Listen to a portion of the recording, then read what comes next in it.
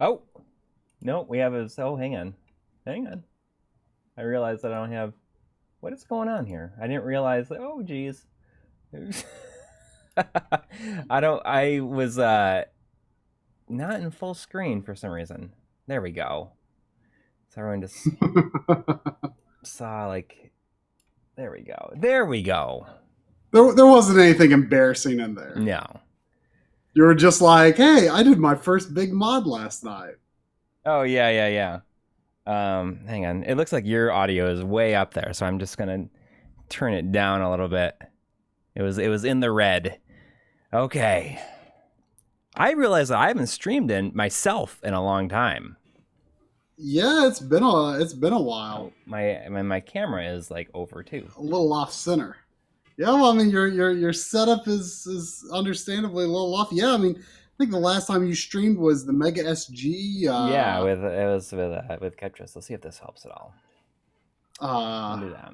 yeah, with Kevtrason, you were just playing a bunch of Genesis and Master System games. Yeah, I mean, like I said, it had been a while. Last week, it had been a while since we Hit down had a just stream had a and stream that was just us. Yeah. Yeah. Oh, it's like I'm way over to the side. Sorry. I mean, I don't know if I can fix that.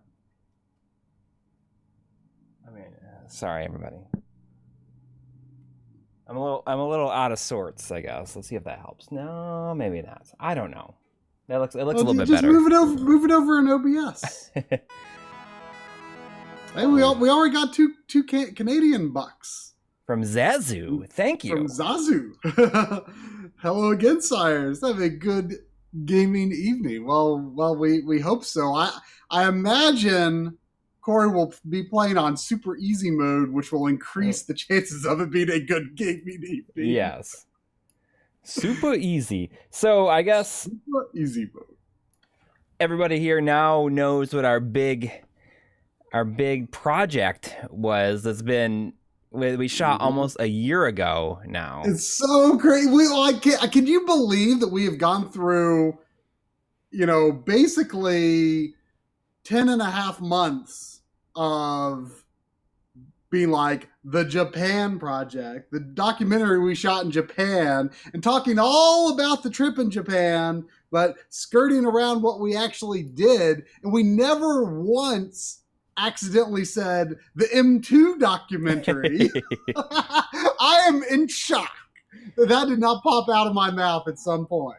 We had kind of hinted here and there that when people find out what it is, it would make sense. And right. Hopefully people understand, like, oh, that does make sense now. Right. Yeah. And what's been very encouraging to me about the comments from the trailer we uploaded and comments elsewhere, like no one is like, oh, I thought it was going to be on like some big company like, Sega or Capcom or Square Enix or something, and it's M2. No, people are like, oh yes, this is awesome. Because I mean, really, who else was going to make an hour documentary on M2? Like, I feel like that is a task that could only fall to us. I'm sure there's plenty of other people that would love to do it. It's just kind of crazy. Really quick before we continue on, we did get a $2 donation from Potbelly Punch, who says getting an OSSC tomorrow. Any beginners tips? For me, like, in terms of different displays, I guess I found that 4X worked the most with like most of my stuff. I have 5X set for 240p systems and 4X set for 480i content. But the nice thing about the OSSC is, unless you really want to get into like the optimized modes, you basically, once you set a few preferences and figure out what works with your TV, capture card, whatever you're using it with, all you have to do is flick it to on, and boom, you're going. You can set it to to a default input. By default, unless this has changed with current firmware, the default is that it defaults to a test pattern. And now you can force it to start on RGB or start on component. So that, I have mine, turn on to the SCART input. So you just turn it on. If I'm playing a SCART console, it just automatically comes up. But yeah, just figure out, if you do want to use 5X, there are a few flavors of 5X. I use the 1200p one because it's fun that I can go above 1080p. But yeah. Yeah. So someone says, "Oh, what was M2 like was the studio cool?" Yeah, we didn't have a ton of access to certain areas. Like we were not. I think it's important to state that like we could not go into the development studio when there was people actually working. So you're not gonna get stuff of people at their desks working, because it's very different culture than like we're used to seeing at American studios, like in documentaries and stuff like that, where people are just openly working and they're like, and they have no problem with like you shooting it on camera or anything. But they were just like, no, because at the time, I mean, it's important to reiterate that this was shot last June, so none of the Sega ages were out yet. So they were still working on that. The Genesis Mega Drive Mini had not been announced. It wasn't even close to being announced at that point. Mm-hmm. So I mean, there's certain things, I guess, in this that are like not mentioned. Like the Sega ages are shown and stuff like that, but we couldn't interview about it because I didn't have anything really to draw from. But I mean, like it's like the way I set it up at the end is kind of just like, all right, so this is just like, here's to the future, and here's like what we can expect for them to do. So it doesn't really feel out of place that like the Genesis Mini's not in, which we couldn't even, we couldn't show anything other than like the announcement anyway, So, right, exactly. Because the thing's not out. But yeah, it goes into so much stuff. It's called M2 Complete Works, which was an idea you came up with relatively late in the whole thing. Right. But I immediately loved that title because the idea is like let's look at a studio and maybe not literally every single thing, but very close. Just talk about everything they've touched. Yeah, there's certain things that are not touched upon in it. But I feel like it's maybe not 100% complete, but I think it's pretty darn close. It gets pretty close. And I just really like the name for it, especially if we get to do more stuff like this about other studios in the future. I like the idea of having that subtitle like continue, and maybe. My dream for this line of stuff is for it to appear on other games that would release. It doesn't even have to be like something that Limited Run is doing. It could be like, if anybody works for a publisher out there and says, like this, something like this would be really cool on one of our games. Because I don't feel like there's ever been a game release that has something like this with it. Right. Not this extensive. Of course, it is only with the collector's edition, but it will, of course, be on our channel. And I've said before, I don't think we would have really agreed to do it if we couldn't have put it on our channel, because I think it's important. Well, that it supports what we do normally. The reality is we don't make a lot of money on documentaries on YouTube itself. But we still want it to be a big part of what we do, just because it's definitely more passion project. I want to back up because we got $5 donation from Ben Brody, who said for $5 million would we cross dress for a 15-year span. That would be a. I don't know. That'd be a lot of effort. Yeah. Like, do you have to, like, even at home when you're by yourself? Or is it only when you leave the house? But yeah, I mean, so like documentary stuff is definitely like a passion project, but it's not gonna be like this big, I guess like something that would sustain us, at least at this point. I mean, and the thing is like, I mean, in a lot of ways, I think about stuff like this also. And you say, you know, we wouldn't have done it if we couldn't put it on our channel. But, you know, thinking of like our future, you know, I am totally not opposed to, you know, shooting and producing something that like is not like, you know, like My Life in Gaming Presents. Like if somebody else like is like making a documentary and says, oh, you know, like we want you to make it, then, you know, we get like we want to hire like a professional on camera personality for like the on camera segments and like professional voice acting and stuff. Like I'm totally okay with that. I mean, that just, yeah. So, I mean, I could see something like that becoming like perhaps, right. Yeah. I mean, it by no means has to be us, but, Coury is the narrator for the M2. Yes, and I, you know, much in like the Night Trap documentary, I'm on camera for about like less than 15 seconds. Oh, you might be on camera for like 3 seconds. It's a really quick cut. I mean, it's a little bit short. You barely have time to read your name. Yeah, but yeah, I'm super excited for everybody to see it. I hope. Like it's now that it's out there, I'm kind of like, man, I hope nobody's disappointed. I don't think anyone is disappointed. I mean, it is a really good video. I mean, it's probably going to be the best video on our channel when it releases. It's really good, and has an amazing soundtrack by by Sir Flash, who also does the channel Bullet Heaven. And if you have not checked that out, you definitely should. And if you like the music in this, he's going to have the album on his Bandcamp when the video goes up. So if you like the music in it, you can buy it all in one little package there. The opening, I'm going to go ahead and start really quick. Music is so good. It's so good. Oh man, it just gets me hyped every time I see it. You guys are really going to be into it, I think.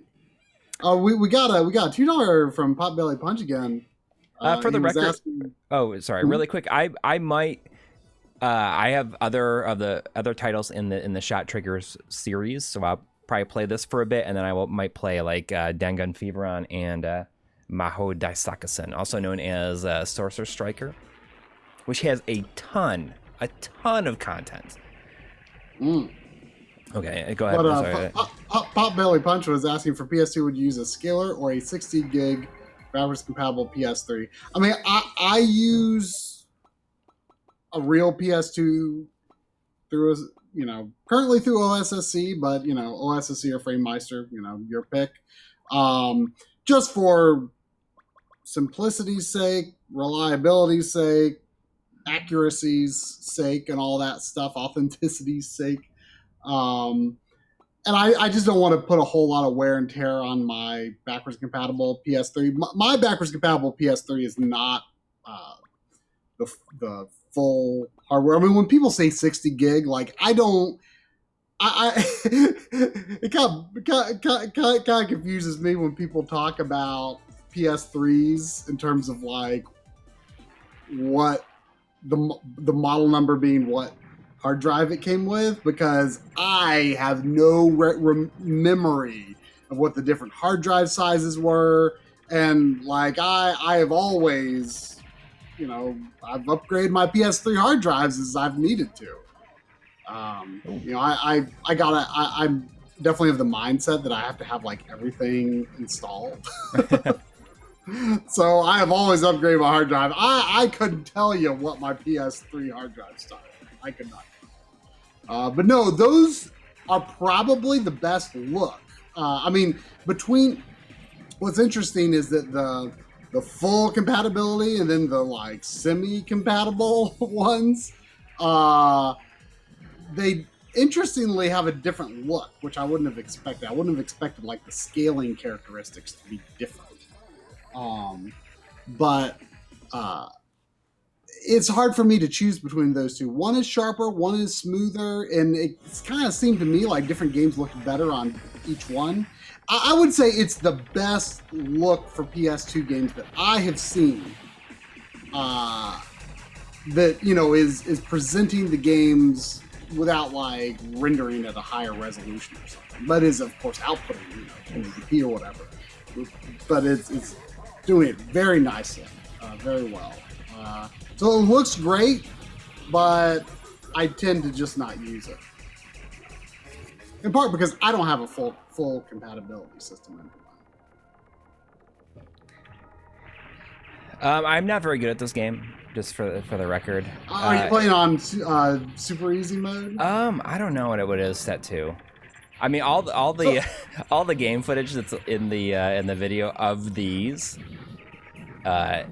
is like all recorded from like the top instant replay people.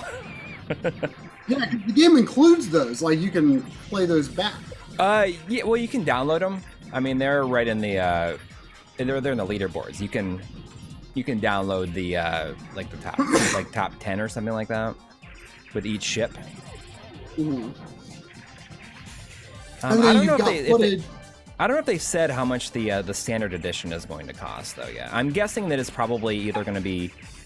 I'm guessing it's probably $49.99. I'm not even sure though. I mean, don't take my word for it. But I'm guessing it's right because this is an expensive game on PSN. It is, and I think that a lot of people, like I saw some stuff on Twitter saying like, oh, like why would I ever pay this much money for a horizontal shooter? And it's important to realize that these are very much, vertical shooter. Sorry,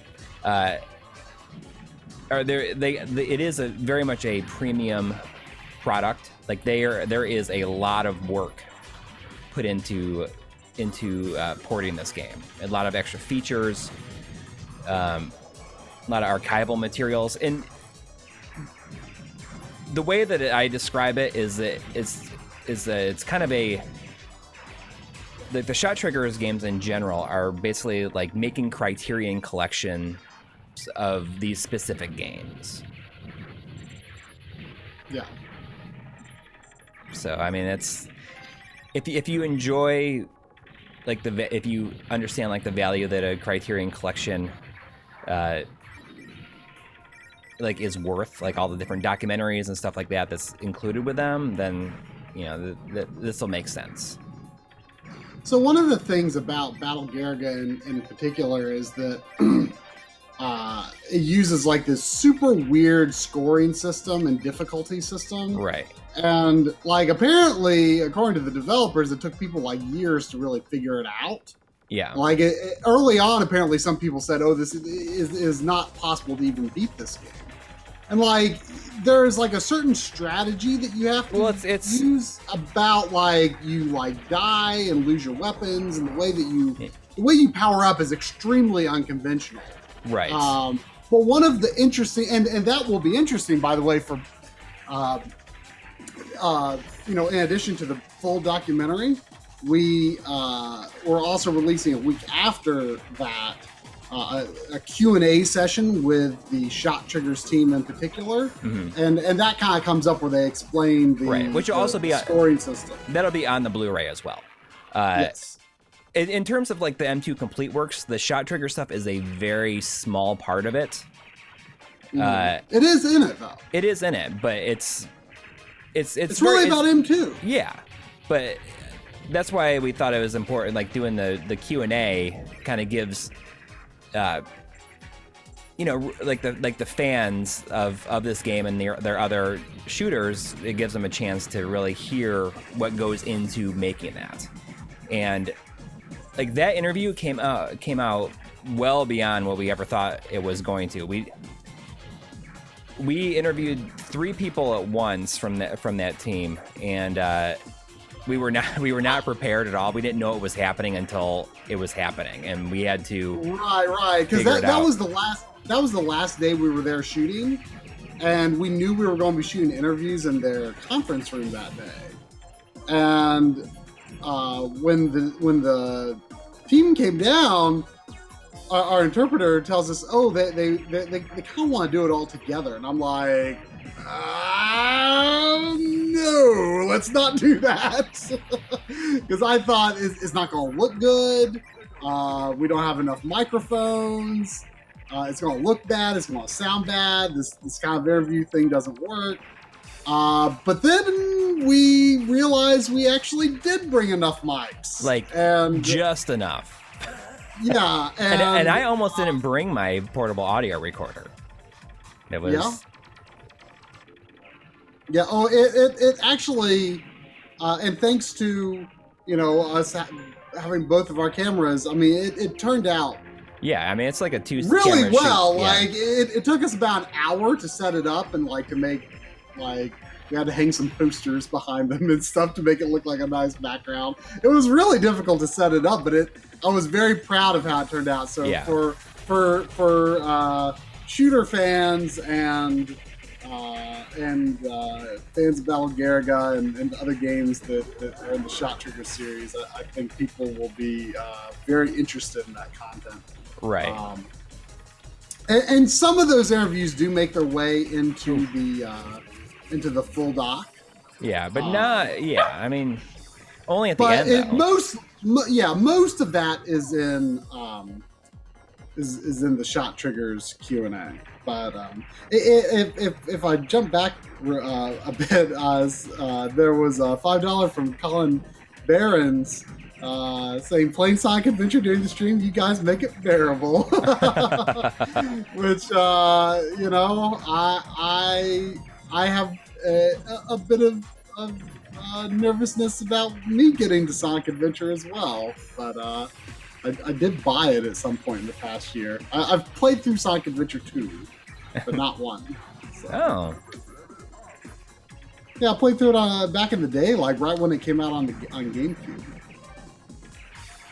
Are you asking me to turn it off, or are you just asking if you can turn it off? Turn off what? Someone's saying, can you turn off the HUD? Yeah, I mean, you can set specifically what gadgets you want to see. We've got Wrestling with Gaming in the chat, who just released a very interesting video on the X Band. Yeah, you should watch that if you have any interest in that at all. Or even if you don't, you might discover you actually are interested. Yeah. Really good. It's an hour-long documentary. Wait, it was really that long? Yeah. Wow.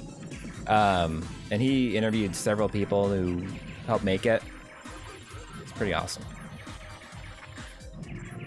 Yeah, I think it's gonna be a big hit for him. It's gonna be a big break. I think it's gonna get a lot of attention. The whole bit in the interviews where people were saying X-Band was like the first email I sent. It really made me. It made me. I mean, not that this was the first email I sent, but it did make me nostalgic for, Play Online, which most people know of as the annoying Final Fantasy IX guidebook, but it was the front end, or still is the front end, for Final Fantasy XI. And there was this whole interface that it's really tiny on your PC screen, but it's 420 or 480 pixels tall, or essentially. It's designed to work on a PS2. It's designed to work on a CRT. So it was there was this full screen interface on my TV, and you could email and do all of these very pedestrian web things. But in retrospect, it's so charming thinking of doing that through this Square Enix interface. I would love, if anyone ever made user-operated servers for the PS2 version of Final Fantasy XI, which will probably never happen. I would love to do a video just on the PS2 experience of Final Fantasy XI, because it was just, oh man, I'm just so nostalgic about that. It was.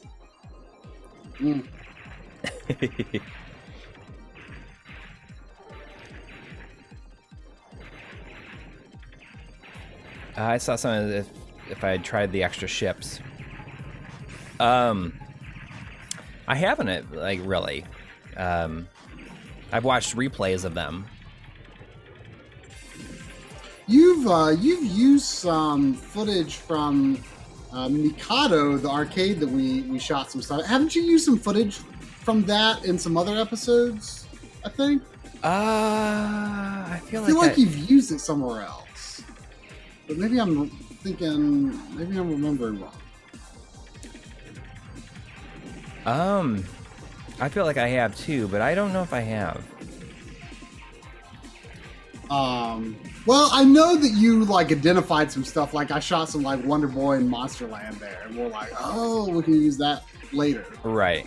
But maybe we didn't use it yet. There's footage of Jimmy Hoppa playing.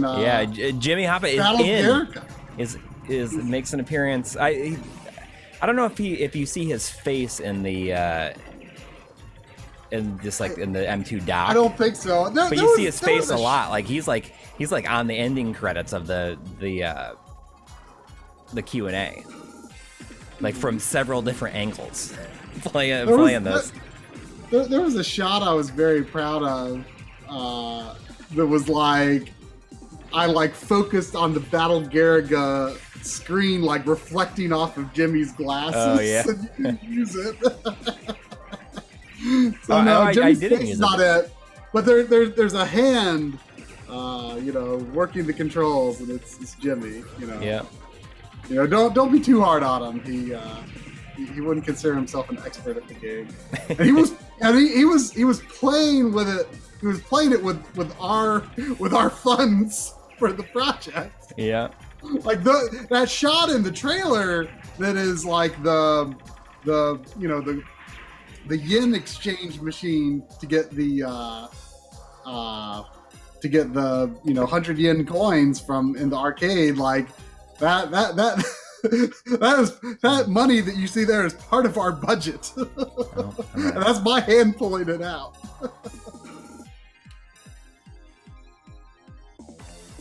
Did you run out of... I ran out of continues. I don't know if I was playing on... Oh, maybe... Okay, I only have a maximum of 5. Like, that's what I like. I like it when you earn more continues based on how many times you play. Let's see if I can back out here and see if I can switch over to super easy. Super easy mode. Well, I was starting to say earlier about talking about how like it's got this very unconventional system that makes it difficult to play. Super easy mode. This was how Artemio described it to us. Is it basically lets you play Battle Garegga with the same mindset that you would approach any other shooting game with. Right. You can just play it like normal, so to speak. And that doesn't necessarily make it easy, he says. No, but it is definitely a lot of work for them to kind of figure that out. As you can see, I have 7 credits and sort of super easy mode, so I've played it more. That's you're not on it anymore, but that background on the settings screen, it kind of made me think of Final Fantasy VI, like the color scheme. It made me think of like Vector, the Imperial City or something. Yeah, there's a bit about how they really focus on making games as accessible as they can these days, especially these old games where people don't have all the time to play it like they used to. Like that's what I think. But at the same time, there's the option to play as faithfully as possible to the original is still there. Right, exactly, which I think is pretty cool. But specifically with these, it really changes the game in a big way to like make it like to change it up and make it easier, quote unquote easier.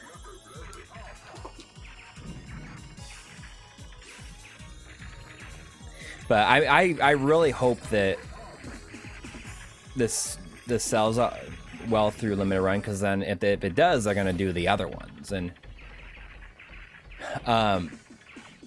outside of this, the only other one that's gotten a physical release is Katsui, which is the most recent one. Came out in December, the Destiny edition. But the Mahou Daisakusen, like I would love to see a physical of that. Like, I mean that I'll play that next. Try you'd probably think that's pretty cool. It's like a medieval shooter. Oh, okay. It feels like an RPG kind of. Like there's an overhead map and all this other stuff. Interesting. The direct capture arcade footage in like the arcade version footage in the documentary, that was recorded by Artemio, right? Yeah, who was like a major savior. We tried to. He was gonna be on stream with us tonight just to kind of talk about it, but he had some other stuff going on, so he wasn't able to join us. But he will be on soon. But I don't even know what we would have done without him. I mean, especially when we did that 3-person shot triggers interview, oh, yes. Like we were not prepared for that kind of situation. We thought we were just talking to more people about M2, but then it's like, oh, do you want to talk? You're going to talk to these people about the shot triggers games, and I'm like, we were just kind of unprepared because we don't know these games nearly as well as someone like Artemio. Like he knows a lot about these games. Yes, and we had him on Messenger. Like it's like it's would have been like 1 a.m. or 2 a.m. in Mexico, probably. Yeah, and he was just like kind of fed us a bunch of questions in like the 0 hour, and like saved us. That's one of the things that stands out in my memory the most about the whole time at M2 was Artemio feeding us those questions, and we told our interpreter, we said I was like still scrambling on setting up, and you're trying to get stuff from Artemio. And he was like, they were wondering if they could look over any questions. You're like, well, I'm trying to get some questions from our friend in Mexico. And then when they were looking over the questions, they were like, oh, they were like laughing amongst themselves. You could tell they were like very excited about the questions for some reason. And our interpreter said they're like, how does this guy know so much about this game? Wasn't it only released in Japan? Yeah, I mean, there's specific things like asking these very like technical questions, like these real nitty gritty types of questions. So, yeah, and they really had fun. They had fun talking about it, and yeah, I mean, it wasn't just about like the gameplay. It was also stuff about specific arcade board revisions and stuff like that. Mm-hmm. So another thing I really liked about that interview was that one of the developers was wearing shorts, and all that time I've been worried, like, am I making some sort of like cultural faux pas wearing shorts to this place of business? But I thought there's no freaking way I am not wearing shorts in June in Tokyo. Yeah. Where it's miserably hot and humid, and I'm just like, I'm an American. I understand that Japanese are very understanding about foreigners not totally doing everything like they do. And I'm not really clear on how popular shorts are in Japan. I don't think they're too popular. But one of those guys is wearing shorts. So on the very last day, I'm like, I feel much better. That was Haima Fui Uno, who is used to work for Cave. Mm-hmm. If you look at the documentary trailer, in that near the end of the trailer, there's a group of 3 people sitting together, and he's the one on the left. Yeah, I saw a donation a minute ago. If you want to scroll up to it.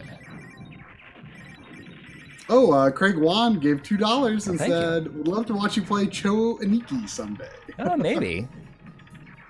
I feel like something about Cho Aniki came up somewhere. I feel like John Lenneman's been talking about it for some reason. Maybe it was John. John might have been talking about Cho. Maybe he's working on a video about it. I don't know. Someone was asking, I have an important question. I bought the premium Battle Garegga Japanese PS4, but didn't open it yet. Is it true inside the box there's no physical disc and just a download code? For that, if it's the first release, the premium box, yes, that is true. There is just a download code in it. It has some other cool stuff in it, but there's no game disc. There was a version of this physically, like on disc, released in Korea last year, and a lot of people may have bought it that way. But it's important because this new release is in English, and it will have, I believe, like all of the patches on it. Like it's gonna have. There was a patch that came out like a month ago or something, or 2 months ago maybe, that will be preserved on disc. Is it on the American PSN? Yeah. That's what I'm playing right now. All right, I wasn't. The only shot triggers that are on the American PSN is this and Dangun Fever on.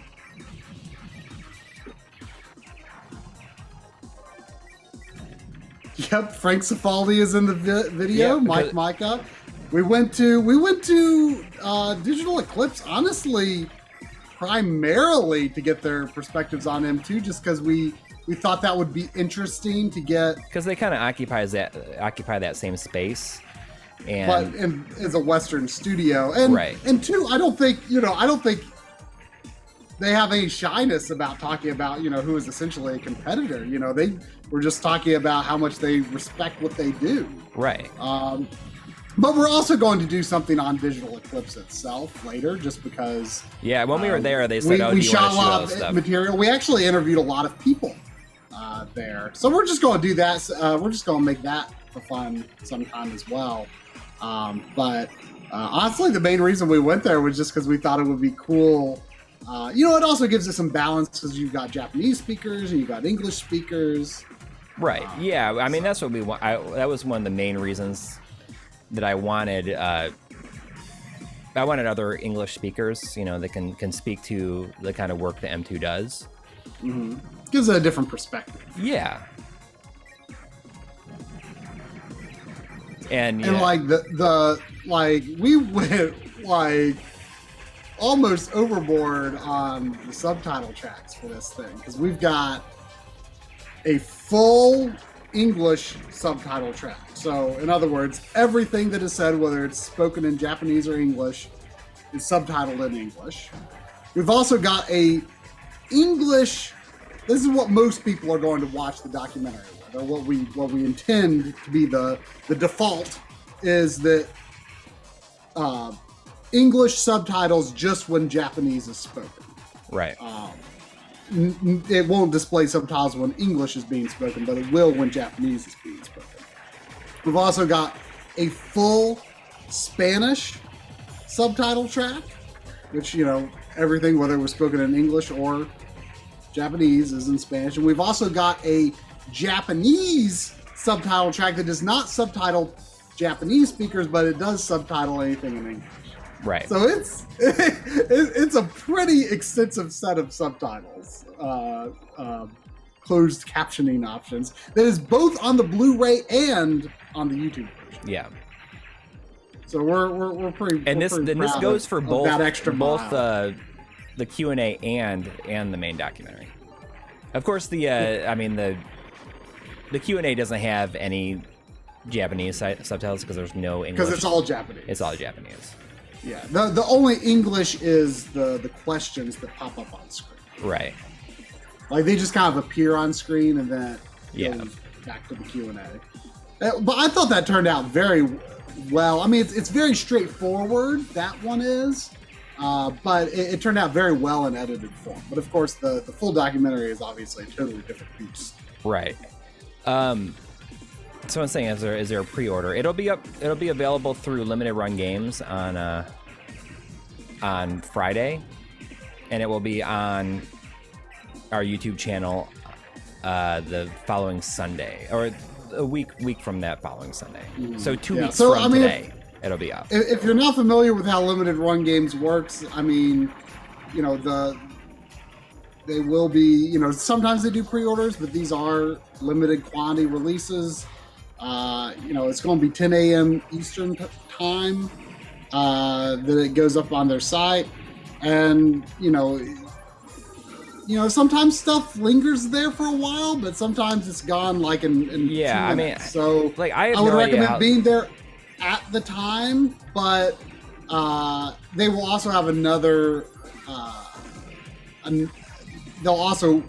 They reserve half of their stock for 6 p.m. time. And I think, don't they do like something on Saturday now too? I don't know. I haven't really I know that I get emails for Saturday every once in a while. Yeah, I've always been confused with that because honestly, anything I've ever wanted, I've never had trouble getting at the 10 a.m. slot. I mean, I know people complain, but like if you're refreshing the page at 10 a.m., I've not found it to be difficult to. Yeah. It's hard to say though how quickly this is going to sell because it is expensive. Have they done one this expensive before? I mean, it's I don't think so. Very, I mean, it's a very packed package for sure. Yeah. The Shot Triggers interview is not Blu-ray exclusive. It'll be on our channel the following week. So there's going to be 2 weeks of content. Which, right. To be honest, we thought this was until what day was it? Until Tuesday.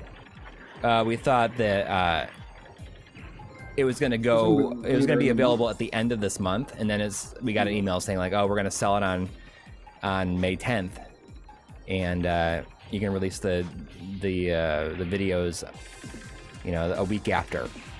So, like, I cut that trailer like throughout the back half of the week because I thought I had more time.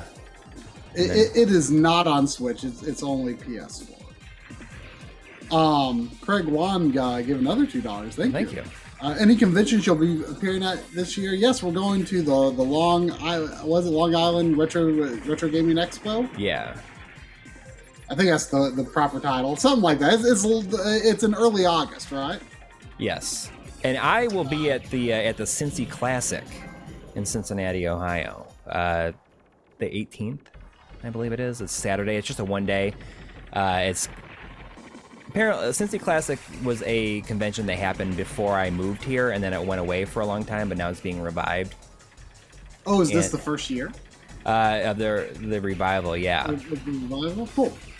My friend Ricky is organizing it. Him and his wife are reviving it and putting it together. It's going to be me. There's going to be who's going to be there? Tyler Hogel, who's made Double Switch and Night Trap. Him and I are doing a Night Trap panel, or like I'll be basically just like kind of asking him stuff about like the development of it. I think that's the only panel that I'm doing. I believe Joe Drilling, who does On the Stick, the YouTube channel On the Stick, is going to be there. Who just moved fairly close to here. I think he moved to Nashville recently, so that makes sense for him to come on up for it. I think Retro Access is going to be there. Yeah, too. yeah. Retro Access is going to be a vendor there. Retro Access and Game Tech US is going to be a vendor as well. Oh, I didn't realize he was going to be there. And Dan Coons is coming as well. Oh, cool. Just to come and hang out. Like I think he might be. Oh, okay. He might have some stuff for sale. I think at Game Tech's booth. But it should be cool. I mean, if you're into that kind of stuff, pretty cool event. Yeah. I mean, it helps that it's relatively. Is Jason going to have like pre-modded consoles for sale? Yeah, as far as I know. Yeah. That sounds awesome. Yeah, I think it's gonna be fun.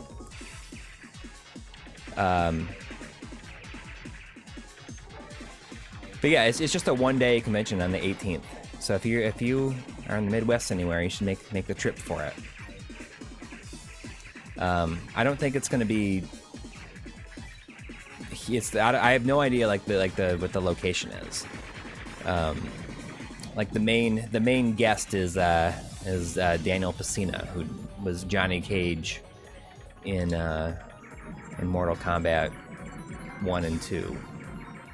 and multiple other characters like Scorpion and Sub-Zero now. All the ninjas. Doesn't he also sometimes go to like some Mortal Kombat tournaments in your area? Yeah. There's actually going to be a Mortal Kombat tournament where he's hosting it on the night before at Arcade Legacy Bar Edition, and that's on the night of the 17th.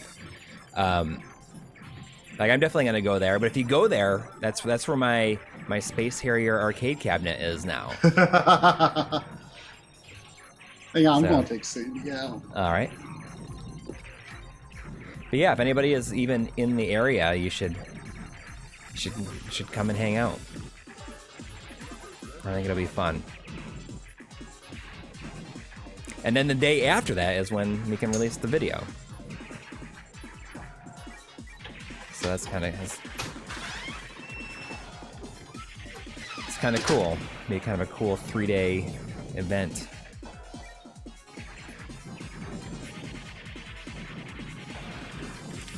SCS NES Pro is done. It's out. It's available. I'm not really sure exactly if there's any huge benefits yet, but that'll come in time.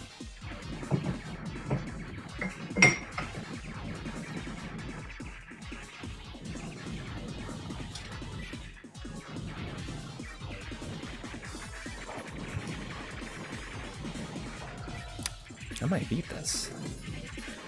On super so easy. were you not on very easy or super easy mode or whatever? I wasn't before, no. Oh, okay. Well, you don't know. It is a notoriously difficult game, so no shit. Yeah, well, I mean, it's definitely much easier. Like just playing it like this. You can see the Ranko graph up there, or the rank graph. Ranko graph. Ranko graph.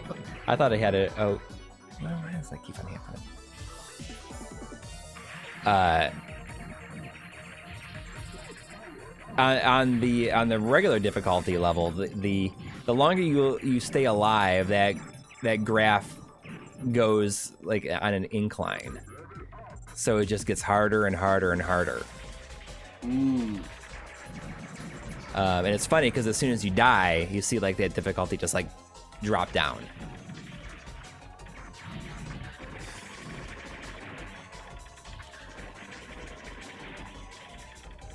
But I'll do it right here. Because I guess it was kind of like a complaint what we said in the Phantasy Star episode that you can't turn off the background completely, but you definitely can in this. But I feel like you can make it completely. All of this stuff though, in the case of this game, I feel is like part of what you're paying for. Like all this useful information, right? You know? But I mean, some people might feel like it clutters up the. I mean, there's a large contingent of people that don't care about that. Like they want this version because to buy it on the Saturn is like $300-400, maybe even more. So kind of in a way, like we said, the like Wild Guns Reloaded is, it kind of makes up for not having the original game. I feel like this kind of does the same thing.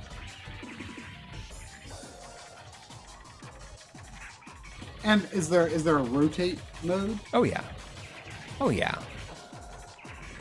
But like you see, let's see.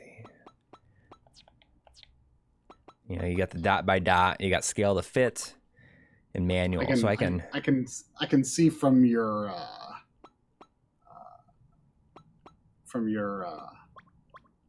even has vertical scan lines. So let's put it. It's what?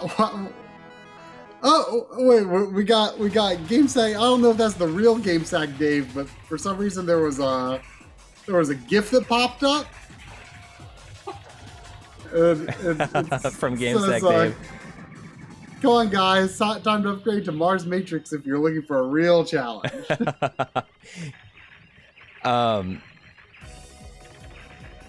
I don't know if that's the real Game Sack Dave. I wonder if it is. Yeah, I mean it could be. What was that? What was that?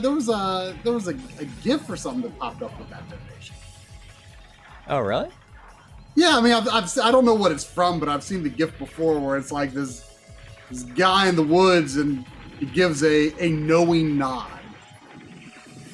That showed up like on our stream? Yeah. I don't know why that would ever be on there. I've seen that GIF before, but I know it's just like I think that's isn't that, I think that's Robert Redford, and like some I don't know what the movie is though.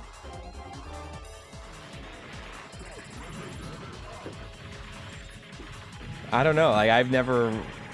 Maybe he works some sort of magic to make it happen. I don't know. Is there a rotate view for this as well? Oh yeah. I mean, there's you mean Tate? Yes. Yeah.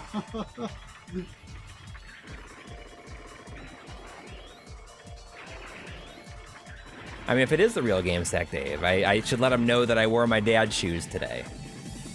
Your bad shoes? No, my dad's shoes. Oh, your dad's shoes. I have a pair of. It goes back to a tweet he made a long time ago, where he just like tweeted his like this pair of like sneakers, like I don't know what they were. They were just like a pair of white sneakers, and it's like they definitely make me think that there's like dad shoes. Like he's like I got my dad shoes on because I'm doing dad things because I'm a dad and that's okay. So anytime that like I have a pair of like all white New Balance shoes that are definitely like my dad shoes. Like I wore my dad shoes today to go to Home Depot or to Lowe's. Sorry. that sounds like a very dad thing to do. Yeah.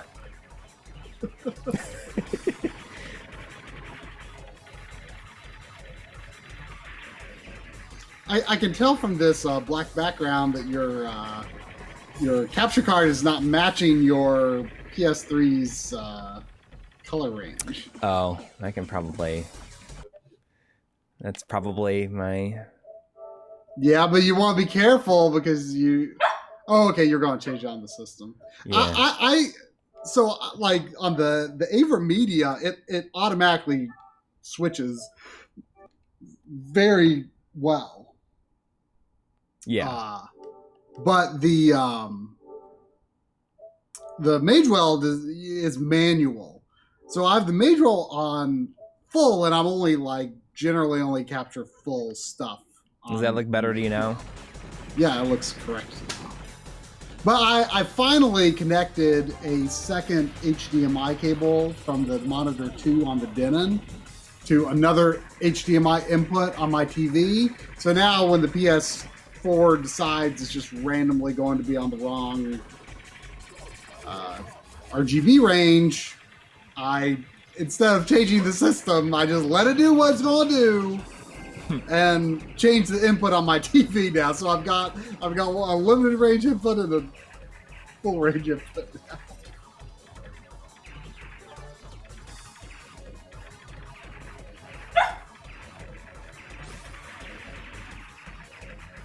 Let's see. I can. I think I'm almost at the end here. Anyways.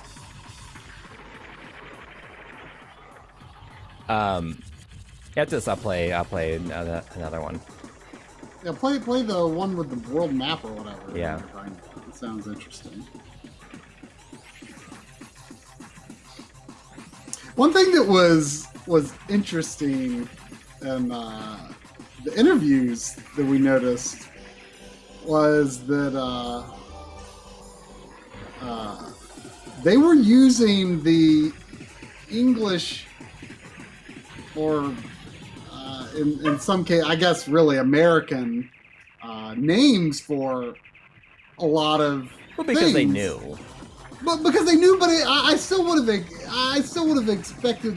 I mean, equally, they probably knew, or maybe they didn't. Maybe they didn't know that we knew that the the Genesis is the Mega Drive and Streets of Rage is bare knuckle. But Right. they say Genesis and Streets of Rage and I can't think if there was any other particular examples. There's the Garegga staff. Very exciting. See, there's and then directors. there's double exclamation marks on the remake. Hiya Funio. Yeah. I can't remember the other guy's name. There were two other people, but one of them wasn't in the group. Right. The one that's not in the group was separate. He does not appear in the kind of round table interview, because we interviewed him separately, but he only had like a couple of questions anyways. And that was Kazuki Kubota. Yes. Who appears a lot on streams and stuff. And yeah, and there was a cool picture of him and Naoki Hori with Rieko Kodama. Yes, recently, yeah. Yeah. Talking probably, I think, for virtual racing. Ages. Yeah. Okay, so I'll play Maho Daisakasen now. Did you see that new? I saw Bloodstained on there. Did you see that new trailer for Bloodstained that has like the old graphics and then like the finished graphics? Yes. Yeah. It's pretty cool. Like that was pretty neat. Like seeing the difference. Like it looks really good now, I think. This has a super hard mode. See, this is not in English, so I'm just like... So did you download this off the Japanese shop? Yeah. The Japanese shop has come in handy more times than you'd expect.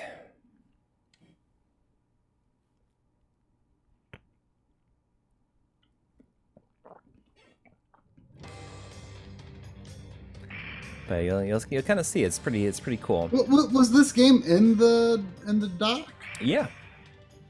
Okay, I just don't remember it specifically. Yeah, I mean, you'll be able to see there's one specific boss that's like in the opening credits.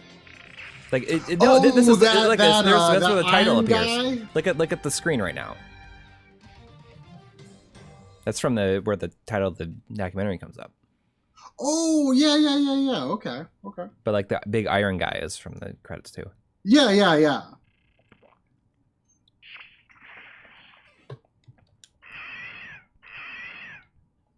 only have 2 continues on this one. Sandy, don't be fussy. Oh. Let's see. So what's this called again? This is called, the English title for it is Sorcerer Striker. But it's called Maho Daisakasen. Was it released here? No, only Dangan Feveron and no, but I mean, was it released here in the arcade? I don't know. Honestly, I feel probably.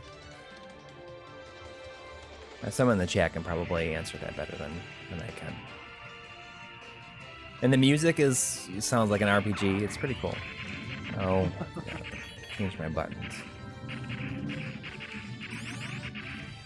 This sort of more magical themed thing makes you more interested in it, doesn't it? Probably. Well, yeah, for sure. But it also kind of made me think of. I played this game on the backlog stream a few weeks ago. Drum 1 Vita, sort of just play a bunch of random games on MAME. Oh, cool. And played one, I think it was called like Magical Crystal or something like that. It was really good. And I don't think there's any home port of it, but it was really good. Interesting. It was like overhead sort of action platforming sort of game. Oh, come on. I'm into this Adamantoise wearing a castle. Yeah, I mean, it's kind of cool if you look on I just turned on the gadgets. If you look on the right side of the screen, you'll see like the think there's like a map and stuff that shows your progress through it, through the levels and stuff.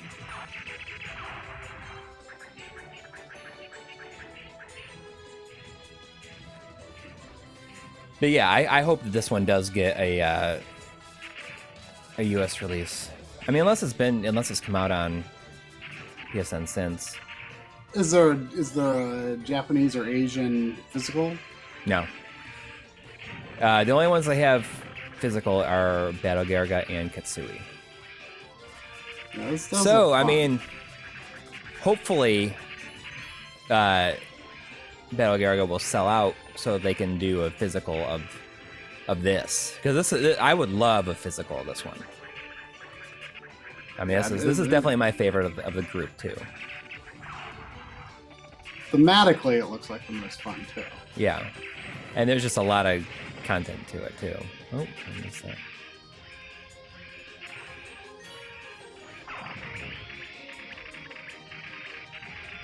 When I see your character in the upper left moving her mouth, is there like actual VO? No.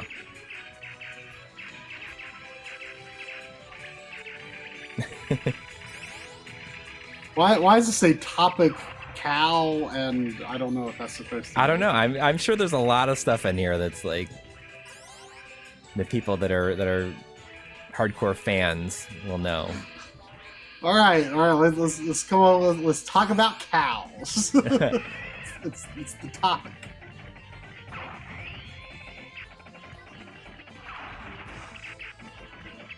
I'm playing this one on super easy, and this one I think it has branching paths and all kinds of stuff like that. Oh wow! And this is the same company that did the original version of Battle Garegga, right? 18 and Rising. Yeah. Which I think is essentially the same company. I think 18 is the current name of the company that was Rising, if I've got that right.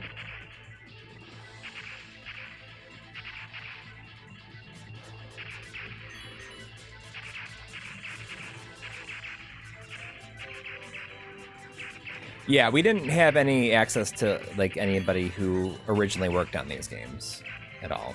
No, I mean, we thought that we were on, but I, for one reason or another, I guess I just never came together. I mean, it would have been challenging with the time. I thought we were going to at least have access to Manabu Namiki, who did the soundtrack, but he's no longer at M2. He was there for a very long time, but was not there when we went there. I don't know how long ago he left. But we didn't hear about that until like the day before we were going. Mm-hmm. Yeah, it was a super cool experience. I mean, we did get to go in the developer room, but that was like the first day we went there was on a Sunday. Yeah, and that was kind of unexpected because really when we got there, we really had no idea what our schedule was going to be like because this was kind of all coming together last minute because Naoki Hori and Takayuki Komabayashi, who was our main he was contact, kind of our main contact because he speaks English pretty well. They were in the U.S. for E3 for like they were doing stuff for like almost a month in the U.S. and then they had just got back, so we, because of their traveling and stuff, we hadn't really had a lot of details hashed out. And Hori wanted to do his interview on Sunday when no one was there. Right. So, so he took us into the developer room, but we weren't allowed to bring our cameras because, they've got like dev kits and stuff. And then when everyone was working, they also obviously want us to go in there with or without cameras. But, that's, most Western developers, they don't care. They just bring you in. But it's a much more guarded business culture. Yeah. So I totally respect that. But so we got to, it was a neat room where we did the interviews. Where they've got just these racks and racks of like arcade PCBs and bubble wrap. Yeah. We got to see the Fantasy Zone 2 PCB. Yep. They wouldn't let us shoot B-roll of it. Though. No, but luckily it was there. It exists. Yeah, but luckily it's in there's a photograph of it in the those discussions about the Sega 3D classics. There's a photograph of it, so I was able to use that. But yeah, I think there's gonna be some pretty neat things. We got this. We kind of almost a late edition. Is we have a little bit from a gentleman named Chris Tang, who essentially gave M2 their big break. Like they were working on Gauntlet, and they were Tengen wasn't gonna do anything with their version of Gauntlet, and then he sent this proposal for like a quest mode. And they M2 went above and beyond to incorporate the quest mode, which is, you know, the thing that everyone talks about outside of the soundtrack, everyone talks about the quest mode in that game. Yeah, I had never heard the soundtrack, which was done by Hitoshi Sakimoto. I think some other people may have been involved, but it was like the people from Quest. Yes. At that time. And it is so unlike anything else I've heard on Genesis. Yeah. It's just got this really atmospheric. It's so cool. I really wanted to use some music from it in the Mega SG video, but it's so unique that I couldn't figure out a way to fit it in. It was difficult to use for the vibe that I would have wanted for any of the segments in that video, but I was trying so hard because it's such a unique soundtrack. You see the map on the side where it's kind of showing the direction. Oh yeah. There's another look. There's another GIF. Where is it? Whoa, is that the real Metal Jesus who just donated $5? Metal Jesus here, no. And I am back again to tell you guys our type is way better. I don't know. I'm not seeing the real Metal Jesus. No. How does that happen? That makes me doubt the reality that was the real GameSack Dave before. So yeah, we're getting some GameSack Dave. He doesn't actually know that I wore my dad's shoes today. I'm kind of disappointed that I wore my dad's shoes to the Home Depot. Let me tell you, I did some real. It was Metal _ Jesus. Yeah. GameSack _ Dave. They're tricking us. Oh, we got Gaming Blows wants to see some Prism. I mean, we could probably make Prism happen in a couple weeks. I'm gonna be at Dry's house next week, but we can probably do a few minutes of Prism. What are we gonna play next week? We gotta come up with something good to play with both of us there. Yeah, I don't know.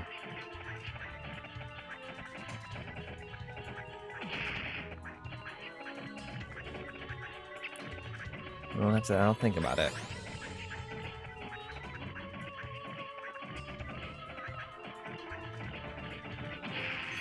I'm pretty sure that Gaming Blows is the one who talked a lot about Prism this past last summer. Really wanted me to get Prism and donated money to get Prism. So I ended up buying Prism. I've not played it though, to be honest. I hope that's okay. I feel like I'd rather literally do anything else in my day. I don't know what Prism is.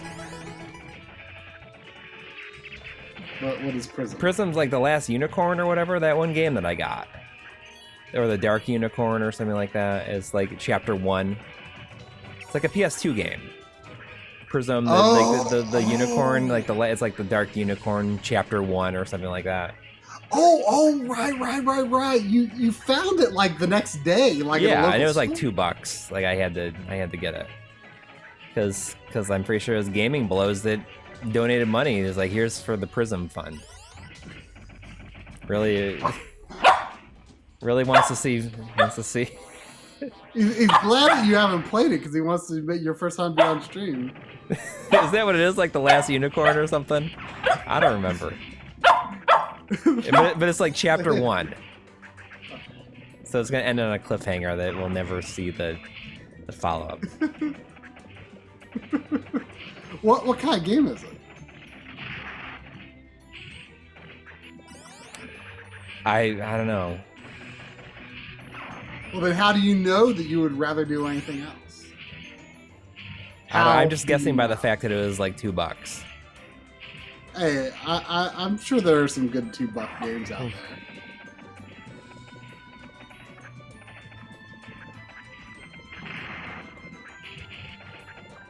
I'm sorry, I was looking at the chat. I was missing what was happening here. This is not Battle Garegga. This is Sorcerer Striker. Yeah, another game in the shot triggers line, but this is Japan only right now. But this is like the #1. Like I would love to see this one get a physical release. Yeah, it looks fun. You'd be in for this one? Yeah.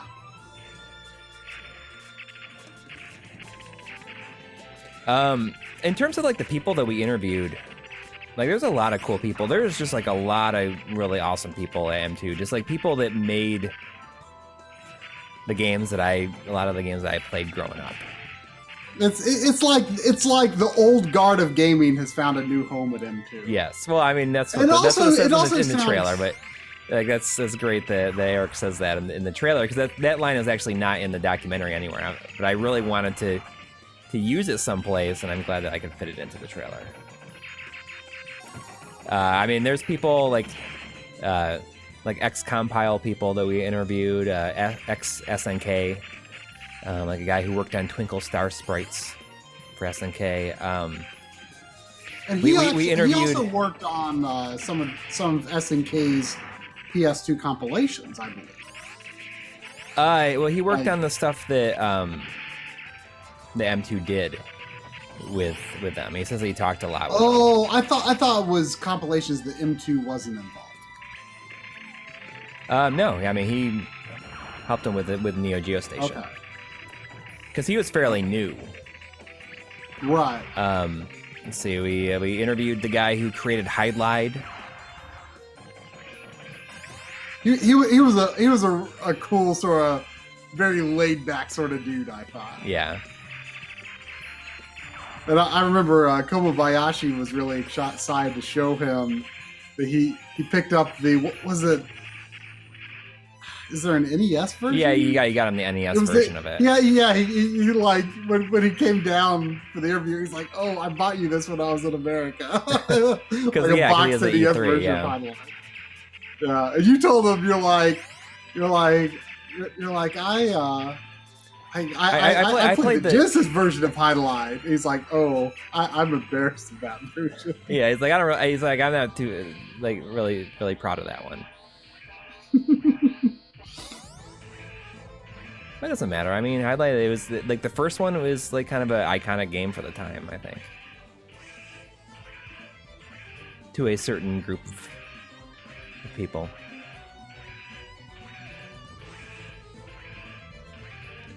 But yeah, I mean, like XK people. The guy who was at Compile was probably like one of my favorite people to interview, because he's the director on like almost all the Sega stuff now. Like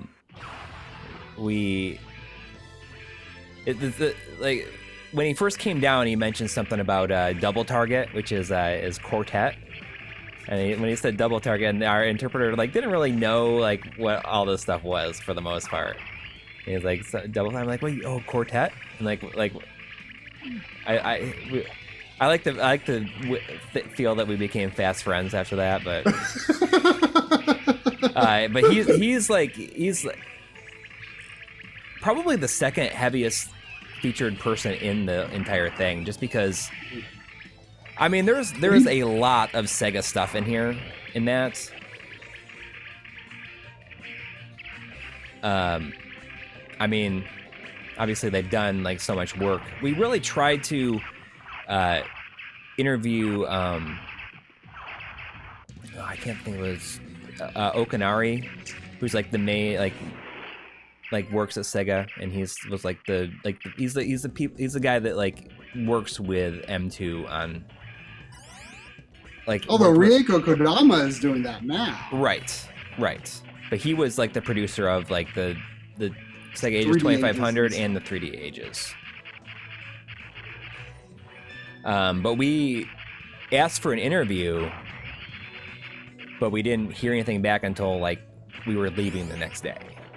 There's just no time to make it happen, which is too bad because like he has like such a cool Twitter presence, and is just, you know, it's clear that he has worked with M2 very, very closely for a very long time, and he's just good friends. If you remember the Sega 3D Classics, the Q&A sessions that are no longer online anywhere, except for I think on Sega Bits is rehosting some of them, but they've like they've taken them all offline, and a lot of that stuff, like he conducted those interviews with them too. But there's sort of a Nawada Asks kind of format, I guess. In a lot of ways, that was a lot. That was important research material for you. Well, it was important research material, but especially since they're not online anymore, I kind of wanted. There's some really cool information in those that is just really fun, and I wanted it to be preserved in our documentary as well. Like there's a thing where he talks about, you know, getting Space Harrier to run on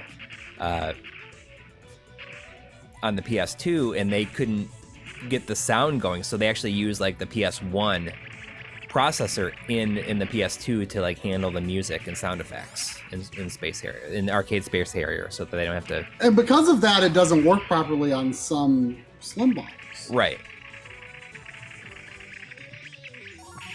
So, man, we I feel like we've been saving up everything we wanted to say about this for so long that we're talking about it incessantly.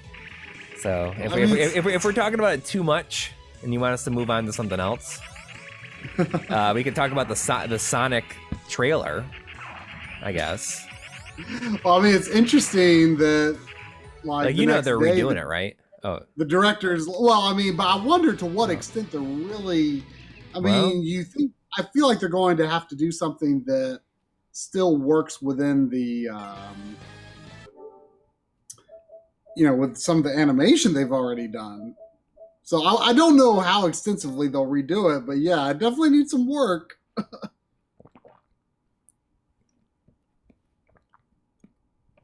Yeah, I'm going to switch over to Dangan Fever on now, which is also available on US PSN.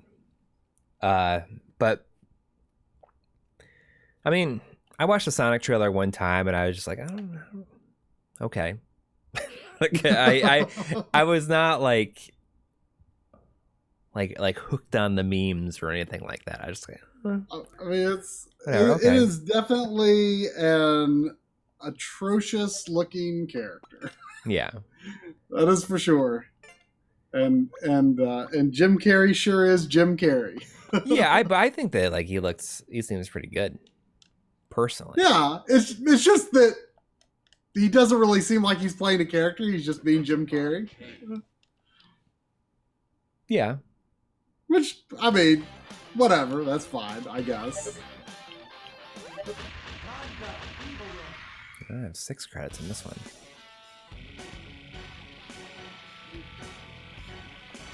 This is a cave shooter, so this is a bit more chaotic. Well, we've got Artemio in the chat. Oh, if Artemio wants to join us on Discord now, he can. Even though there's not like a ton of time left, he's more than welcome to jump on if he wants to. He was assuring people that there is some technical stuff in the documentary. Oh yes, I mean there is.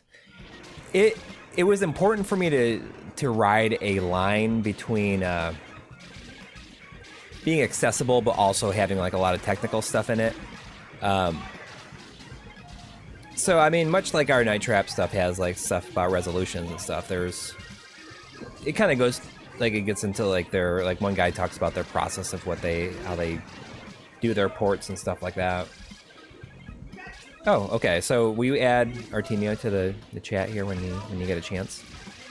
Yeah. Will you be able to do like side by side or something? I can figure something out. I might be able to. I can move my camera if I need to. Okay. I'm gonna switch over to super easy mode.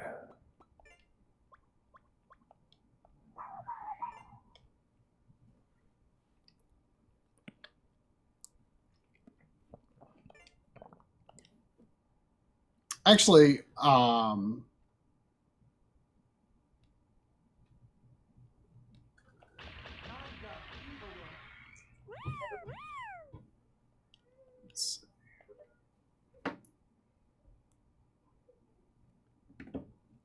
Okay. What'd you say? should I just switch to the group that we've? Oh, I don't want to do this mode. Should I just switch to the group that we've already got with them? No, just add them to this. I mean, just so we don't have to do anything. I want to reset. I don't want to use this character.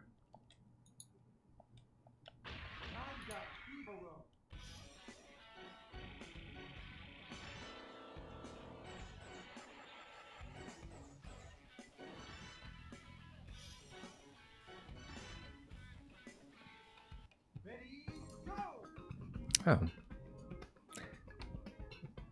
Oh, hang on a second. I'm not hearing anything.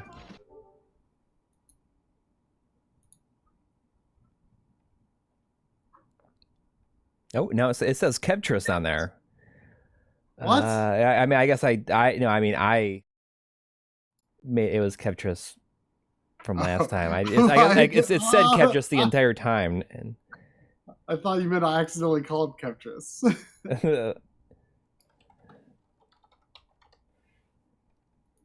It automatically brought up our group chat when cool. I added him to the call, so there was no way to avoid it dropping, I guess. Or actually, no. It's our old group chat still exists. I guess I just made a new group chat with us. Oh, okay. Hey. We don't hear you yet. Oh, I heard him. Oh, there he is. Okay, hang on. Let me turn on the audio. Yes, I'm on the phone. Sorry. It's okay. Oh, that's fine.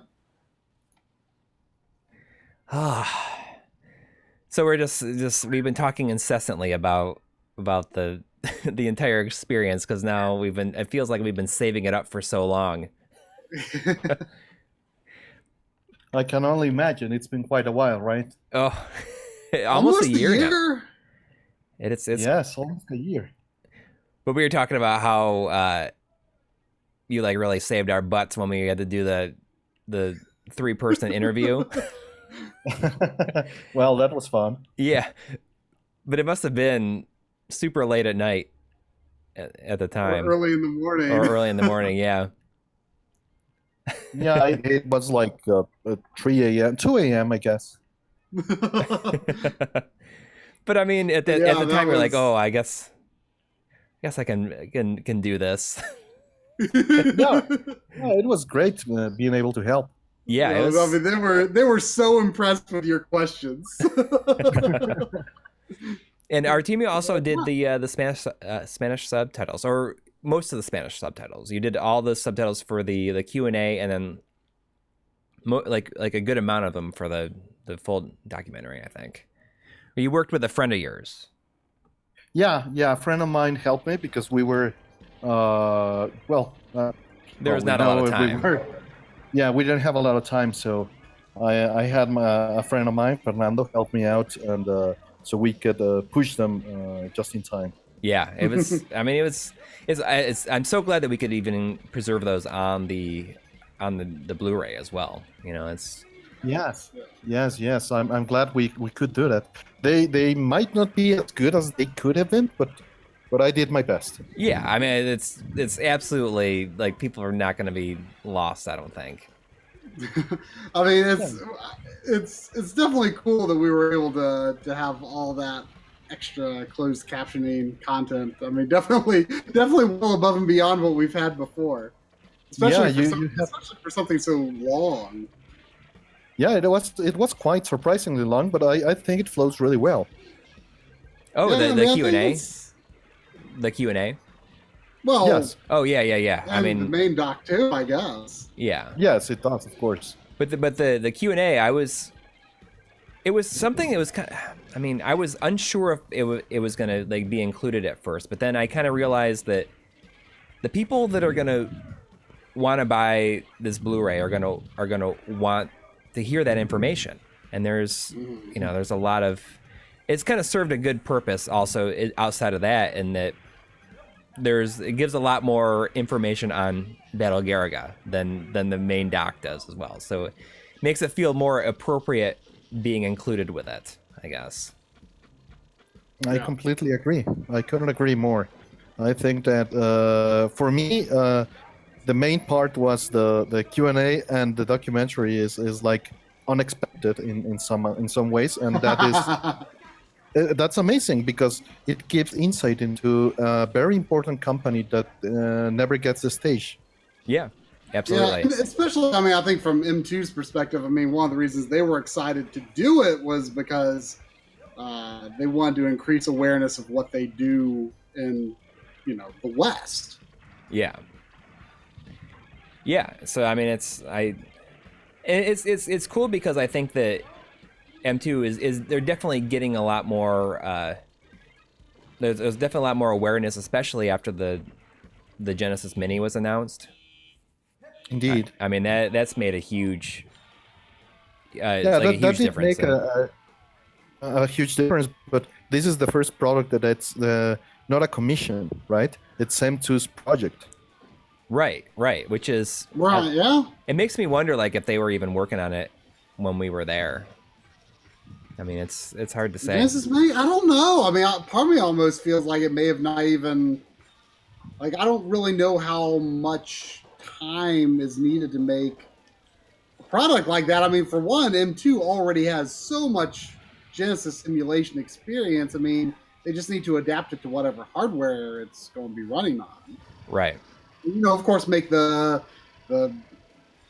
menus and whatever other trimmings kind of come along with it. Yeah, that's true. But one thing that's interesting about the Mini, talking about M2, is that now they have the freedom to adapt directly over. I'm guessing it's obviously just a guess. It's going to run on Linux. It's a very well educated guess, but it's a guess. And another interesting thing too is it's going to be the first time that Contra Hardcore or Castlevania Bloodlines has ever been re-released, which is like a huge deal. Like they're definitely coming up with a pretty killer lineup for it. Like, if I don't think Rocket Knight Adventures has been announced, but if they get that, then they've got like the holy trinity of Genesis Konami games that were never re-released, and that would be hugely important. Yeah, it certainly will. I mean, I think they are going all out due to the reputation eight games gave them, right? Right, yeah. Exactly. They have to. They have to. I did a video log for like Patreon a few weeks ago where I talked about the games that I think are going to be on there, and I've actually got more of them right than I was expecting. Once I saw it was Cast of wishful Illusion thinking, but also like realistic. Yeah, that's true. I think they just announced like Outrun is going to be on it, which was another one that I picked. Okay. Maybe yesterday. I think you aren't the biggest fan of the Genesis version of Outrun. Me? No. I mean, I don't really. It doesn't do much for me. But I feel like it's an important one to include. It's certainly an important one. Not the best port, of course, but it's an important one. Yeah, I mean, it's just, it's an iconic Sega game, so it makes sense. But I wonder if it is. It certainly is. Like, because it is M2's product. To like, hang on, is the stream offline? Yeah, for them recently, M2 obviously has, quite a relationship with Konami in addition to Sega, so it's possible that M2 could have kind of played a role in bringing those Konami games back to Sega re-releases. It's possible, but we're also seeing big rush of Konami games being released everywhere. It's like they don't care where they license right now, I guess. Yeah, maybe not. both things probably help. Yeah, because I mean, I guess like Bloodlines is going to be on that Castlevania collection that's coming out. Like, is that come out like next week or something like that? It's pretty soon, but I wonder who's even doing that. Have they even? I mean, I'm not sure how much information is even out there about it. I mean, who did the Konami shooting collection just came out? Was that Hamster that did that? I believe it was Hamster, but I'm not completely sure. Okay. I mean, that would make sense. I also know that it didn't include all the regional versions, right? They are region locked, each one with the regions from each of the PCBs. Oh, really? Yeah, I think I did hear something about that. Yeah, and that's not good because there are many differences between regions, and some games are kind of crippled or really hard when not patched, right? It would be good to have access to all versions. Regarding the Genesis Mini, before closing that, I'm really wondering about the audio. I hope it's good because it's always the question. Yeah, I mean that's it's definitely like one of their weaknesses. I feel like audio is definitely like, especially like we kind of talked about it in the Phantasy Star episode, but this the Switch version has like the weird kind of the PS2 version has pretty decent audio though, right? Yeah, I mean it's decent. I mean there's some battle sound effects in 2 that are weird, but I mean, well, I've been working on something. I haven't released it yet, but it's I'm guessing it will be kind of off. How important is that? Well, that depends on every single one of the users, right? But right. Yeah, I mean, maybe I think it'll be good enough. Exactly. I mean, it's surely going to be better than like @games. It's probably going to be better than most Genesis sound emulation. Yeah, I mean, that's not hard to do. well, it's kind of hard to do, but it's the standard. No, I mean, right? It's hard to do worse, is what I meant. Oh yes, you're completely wrong.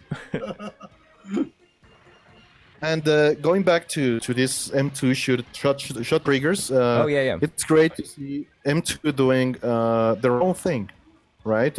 Their own engine, their own project, their own. They are choosing the games. They are publishing themselves, right? In Japan, I mean. Right. Yeah. Which, I mean, I wonder if it could open up the possibility of them, doing like other genres. Another label, for well, they said that they are thinking about that. Yeah, I mean, like for a different kind of. It could be for console releases. They could do for RPGs or something. Yeah. I mean. Yeah, I mean that would be incredible. I think. It would be, but it's so much hanging in this release. I mean, they truly depend on this release to open their gates, and it's a very strange game to pick for a startup in the US. Yeah. I mean, I was just playing I was playing Sorcerer Striker or Mahou Daisakusen before this, and I almost feel like I can't believe that hasn't even been released in the US. I feel like that would be more popular. I mean, it's just. I wouldn't say it's easier because it's really, really hard towards the end, but it doesn't go playing with your mind like Garegga does. Yeah, right. It's more accessible. Yeah, it is, and it's a stretch. It's accessible because it's really hard, but the most it's that they more add, what you would expect. Yes, that's right. It's in line with what people would expect, and Garegga is like the legendary jewel that was that is different, right? Yeah. Yeah, exactly. So I don't know. It's a strange decision, but I'm glad that they are doing it, and I hope they make the numbers they need. Yeah, I mean, I feel like honestly, what would happen if that does? Probably Katsui would be next because there's already a physical copy international of that, so it just makes sense. And then they'll probably get into the stuff that there's no physical copies of. Have they even announced what the next one's going to be yet? Yeah, it's sprayed. Oh, okay. I didn't realize that was already. Yeah, announced. It's announced. It's announced. It's funny because there's a little bit of there's a bit in there in the Q&A where they talk about like all the stuff that people say that they want to see, and like they're doing everything that they can to make it happen. Like there's like, what is it, the Bat Rider? Bat Rider. Yes. It's like that's like the one that like everybody wants that apparently because it's never gotten a port or something like that. It's never been ported to anything. Yeah, just like Danganronpa on Fever SOS. He's playing that. Right. Yeah, I'm trying to figure out here with Danganronpa and like what this whole like disco theme is about, because the game itself doesn't really look like it's got that kind of theme going along with it. It does. I mean, the music. But yeah, the music, but the voice, the announcer, right, it gives it life, and also the bumps and the small screens that appear between stages. Those are the only touches, right? Right. Like the enemies and the ships and stuff don't really seem themed in that way. Right. I mean, but it's just like it's a cave shooter, but with a disco fever to it, which I think it comes from an era. It's interesting to know where it is at. It comes from an era post Dodonpachi, so they kind of tried to expand to not just going with spaceships and military theme, and they went with Wuwange, Sprayed, and Danganronpa. They were exploring different areas. This is one of those, right? It's just a son of Dodonpachi trying to explore and get a new market. Right. It's like kind of before they really got into like the whole like the bullet hell, where it's just like so many bullets on screen, or maybe I just need to play on the harder difficulty level. It's probably crazier than those. Well, it was post Dodonpachi, so they were already kind of there. Okay. But indeed, it was pre Mushihime-sama. Okay. So, yeah.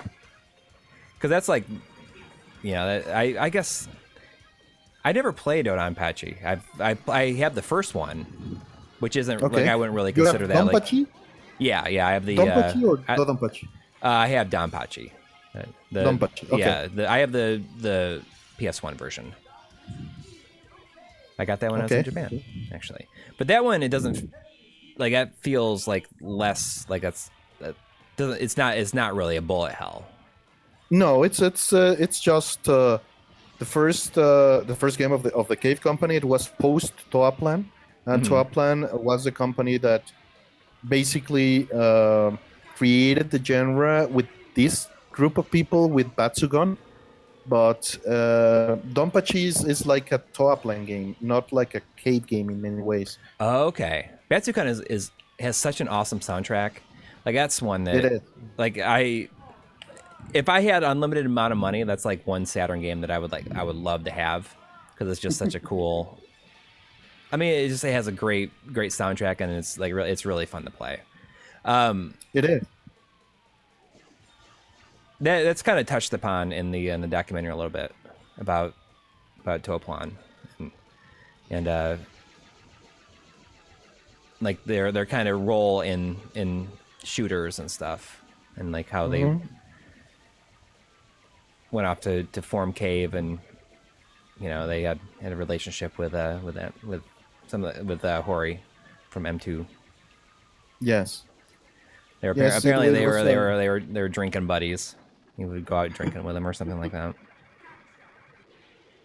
Yeah, so that brings us. It's the elephant in the room, right? When are they going to release Dodonpachi? Oh, really? So that's the one that everyone wants from them in terms of Yeah. Oh, there you got to the credits again. Yep. There's a lot Kazuki Kubota. Well, they're asking about the F2 Taito F3 birds. I'm guessing on the chat.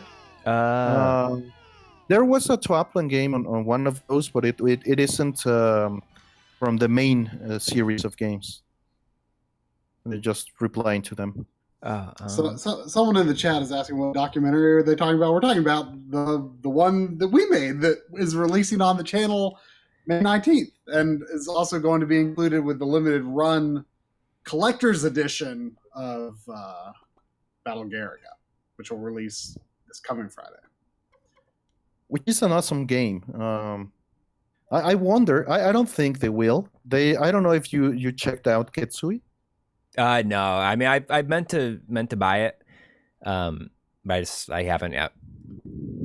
I mention it because it has a very interesting new proposal for making the genre more approachable to other people, just on top of what is included in games so far with the series.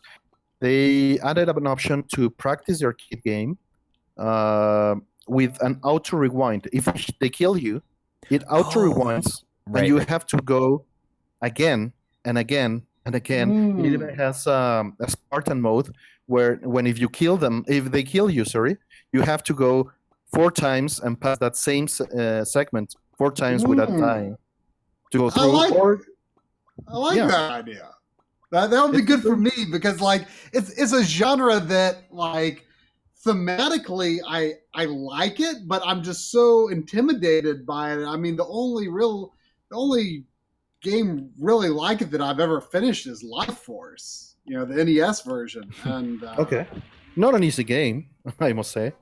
Yeah, I mean, and it's just for whatever reason that ended up being the one that I committed to. But I'm just always so intimidated. But like, I sometimes I wonder why, because I love like run and gun games like Contra, and in my mind I'm like, what is so different about running and jumping with a dude versus flying around and shooting stuff with the spaceship? I mean, really, it on the surface it doesn't seem like it should be that different. Both are difficult genres, but for some reason, like the spaceship shooter type of shooter, it just intimidates you. It just intimidates me, and I have not really put a lot of time into. Coury, on the other hand, they are. You don't consider yourself very good at them either, but you just go out there and play them. Me, I'm like, I don't know. Yeah, that's true, but let me tell you something. You won't believe how much a difference an arcade stick makes playing these games. It's very true. I'm not too used to arcade sticks myself, like because I went to the arcade as a kid, but I didn't spend as much time there as some people did. So I don't know. I've always been a D-pad guy, even with an arcade game. Like it's still to me, like it just feels like the right tool to me. I fully understand. I completely understand and respect that. But I've introduced several friends to using either an arcade cabinet or an arcade stick, and you won't believe how much difference it makes because it has a very short dead zone, and you can move really, really precisely with very tiny increments. I know you can do that on a D-pad, but it gives you quite a bit more control. I'm not saying that you can't play it with an arcade stick. I'm just saying it makes it easier. Also, tapping the buttons. I am borrowing not really borrowing, but a friend of mine brought an arcade stick over here to play with, and he was like, "Well, I'm probably going to be bringing it over here, so just leave it at your house." So maybe I should try something with it. You know what other thing helps? The buttons, because they need very little pressure to be activated. They need Sanwa buttons need 10 grams to work, so you can just caress them and they'll work. and the layout helps a lot because you have your hands more relaxed than with a D-pad if you are playing such an intense game.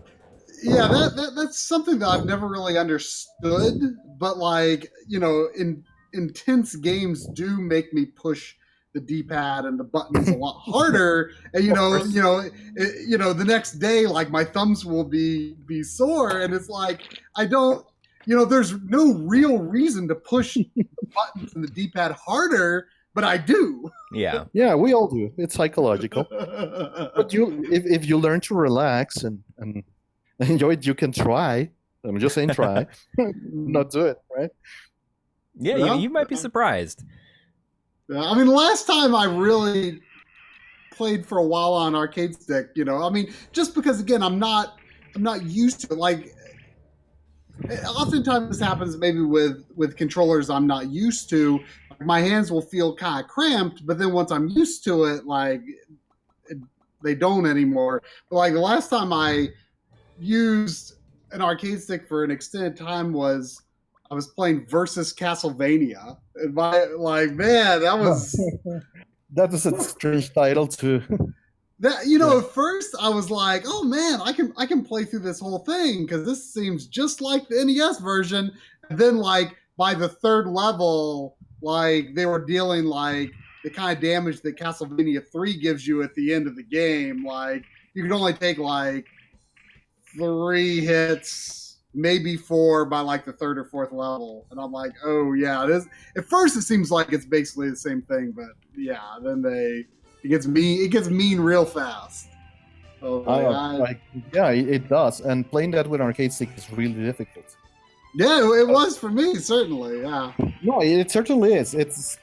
Games are meant to be played with some type of control, and that's because the way they read the inputs, not precisely because how they're it's also because how they're designed. But one thing that I must accentuate is don't play Battle Garegga with an analog stick. Never. Use the D-pad if you're going to use something different than an arcade stick. But that will be a bit uncomfortable for some, right? Yeah. Yeah. I would not play a 2D game with an analog stick unless it was, clearly designed for an analog stick. Indeed, but a lot of people think that a shooter lends itself to an analog stick, and it doesn't. Yeah, I mean it's still digital. It's still digital control. I mean the game is still programmed for 8 directions. Yeah, but the issue is that the analog control is pressure sensitive, so it won't respond as fast as you need it to. Right. Because you're not like jumping to the opposite side like immediately. Exactly. It has some acceleration to it. So I'm playing. And then the way that each developer programs the dead zone. Mm-hmm. Yeah. Exactly. It affects a lot. M2 did a good job, and it's available, but don't use it. I jumped back to Sorcerer Striker, and this game has an added mode called the dual mode, where it's kind of like a fake 2-player simultaneous mode, where you pick 2 characters. And you can kinda see they move around. He moves around on screen like as I do, like it's kind of opposite of what I do. So you can't actually play 2 players that way, or is it just? You can play 2 players, but this is just a added mode where it kind of. It has an AI version, or does it follow you? It's like the other ship moves like opposite of me, so when I go back and forth, you see it just moves opposite. Oh, okay. One interesting fact about these games: all of these games run in basically the same hardware. Right. Well, both Battle Garegga and this, like they're both Rising games. Yeah, but they run on Twaplan hardware. They're Twaplan derived hardware. Oh, okay. So you could just swap a few chips and run the other game. So that's probably why they're able to get a lot of these done so quickly. They have quite a lot of differences in architecture.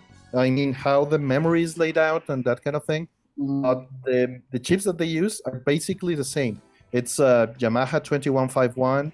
It's 68000 CPU. It's Twaplan ASICs for video.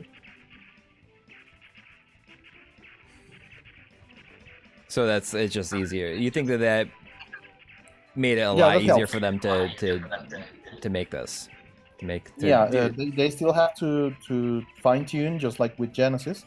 Mhm. And I like to think of this arcade hardware like Genesis with the Super NES video. Oh, that's a good way to think of it. Because it has the Genesis speed, the Genesis CPU, it has Swappland video hardware, and it has a 2151, which is even greater synth than the mighty loved 2612 from the Genesis. But it's the same family. I believe I don't know which game, and it's sort of hard to tell with it scaled down the stream, but I believe I did see some dither transparency. So I'm guessing it does not support true transparency. No, the hardware doesn't support true transparencies, but it does support the whole range of colors. It's not limited like the Genesis one in palette. You can clearly see that in Battle Garegga. Oh yeah. When did transparency start to become sort of more of a thing in arcade hardware? It did happen way before these games, but these games are based on the Swappland hardware, so they kind of stuck with the basic configuration of what was either commercially viable or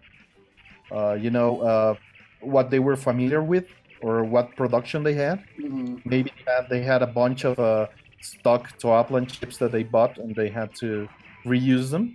That was very, very common. And although each one of these arcade games is a computer designed to run that specific game, they went with the parts that they had. They were upgrading every year. It's either the synthesizer or they were adding APCM for digitized voice and samples. But transparencies were available from Taito F2, from which other hardware revisions? They were present before this. They were present since 93, 94, I guess. There are a lot of powerful arcade platforms that do have transparency before and during the SNES era. But that kind of also makes me think too, like, you're right. Like, I mean, each arcade hardware is hardware designed to run that specific game, and it must have been challenging to create a development environment for, I don't even know how they would begin to create a development environment for hardware that is just changing all the time on a game-by-game basis, Yeah, it was very interesting. As far as we can tell from interviews, people worked in different ways. Some teams worked like there was a hardware team, like in Capcom, and it was separate from the software team, and they developed platforms and they kind of adapted them for each game. But sometimes the developer asked for something, and they simply added the hardware to do that. And that's basically the main way to work. Konami did kind of the same, and Swappland worked really close with the hardware developers. It was like 3 or 4 people that developed the hardware, and they specifically made it to reduce the costs, maximize performance, and give the developers what they needed for that specific game. So it was a very tight loop, and it was like 1 or 2 people doing sound, 1 or 2 people doing graphics, 1 or 2 programmers. Crazy. Like when you think about how many assets there are in these games, and it's just like handled by just like a couple of people a lot of times. It's incredibly amazing. And we worked like 6 months to 1 year only on the game, and it runs on bare metal. It doesn't have an operating system. It doesn't have a platform, and it just simply runs on top of it on the CPUs on assembly. Mm-hmm. But just creating them, just drawing them. Like, I mean, you think about each thing. Like, I mean, how many are they doing a day? You know, that's maybe a silly thing to think about. So you have a pretty sizable arcade PCB collection. What was the first game you ever arcade PCB that you bought, Artemio? It was Street Fighter Alpha 3. Oh, that's a really good one, too. So I mean, and Hey, that's like 90 what, like 90, 98, 97, 96, 97, 98. Yeah, 98, I guess. But it was I went to try and get arcade games, and in a retail environment. The last that was available in Mexico, like 15 years ago, and I found that on a shelf, and I bought it. So it was kind of unprecedented, and I was really afraid because the CPS2 platform, I read that it died, it suicided. So that Right. kind of was what put me on route to help create the method to de-suicide the games. Yeah, and that's cool. Like just that specifically, that was kind of like the like planted the seeds for it. Yeah, it was, because one of those games, Marvel vs. Capcom, that I got like a year later after that, died on me. So Oh, it was so man. frustrating, and I was such a noob with hardware. So that kind of made me try and help. Mm-hmm. I saw Undamned was in the chat, and he's like he's like made some things to help de-suicide or prevent the suiciding of boards or something like that. Undammed made like the key is like the key or something like that. Yeah, it's Infinity. It's a product that uses the arcade hacker code base that we created. He made his own implementation and a very nice board. It's very small, and how would I say it? It's a really aesthetic board that you can use in a very specific and easy way. To the idea behind the Infinity and other solutions that are in the same manner is to take what we did and remove the battery completely from the system and simply kill the board every time that you shut it down and revive it every time you turn it on. So you don't need a battery. That's the idea. Our idea was to preserve the original way they worked. Right. And it was just reinsert the keys into the hardware and let it run while it has a battery, right? That's man. Like, how long did it take to figure everything out? Like, I mean, how long? Well, you have to take I was just part of a team. Eduardo was the main leader of the team and who did most of the work. But it took 20 years, because you have to. It wasn't our work alone. We worked on top of on the shoulders of giants that had already made a lot of things, like decrypt the hardware, the keys. It was done by a Spaniard in 2004, 2007, and reinserting the keys was a different thing, because there were certainly since the hardware was released up until it was completely revived, it was 93 to 2016. Wow. That is. So when it was like, when it came to an end, never... like when you finished it, like when it was finished, I mean, were you like, oh, I'm glad I don't have to think about this anymore, or was it more like I'm gonna miss like working on this? It was interesting, because when I first the suicide at a PCB here in my desk a few years ago, I was completely ecstatic, but I couldn't tell anybody, right? I was using the method that I helped create, but Eduardo was the first one to do it.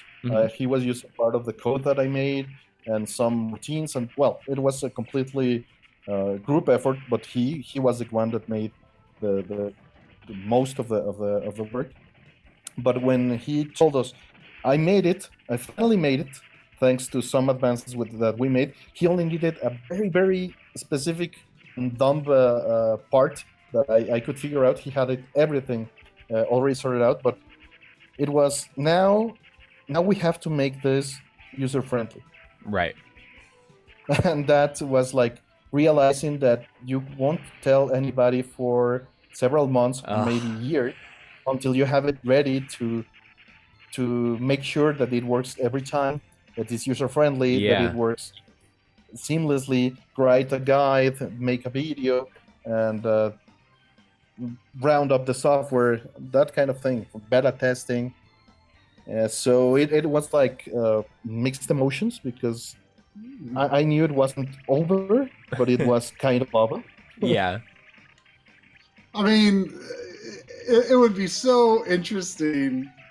I would love to know what the reaction would be if you actually got to talk to like a Capcom engineer. Yeah, I was gonna say that about it. Like, if you have any contact with anybody that helped like invent the suiciding technology in the first place, like it worked on CPS2 and like early. I feel like I would think they would be happy, but at the same time, like Japanese views on game preservation are so different, so it's really hard to say. Well, it's that's why we made it first open source, and second, trying to be as respectful of the source as possible. We knew that piracy would be a side effect. Right. Okay? You think is the Darksoft the Darksoft like multi? Yeah, well, kind of a direct result.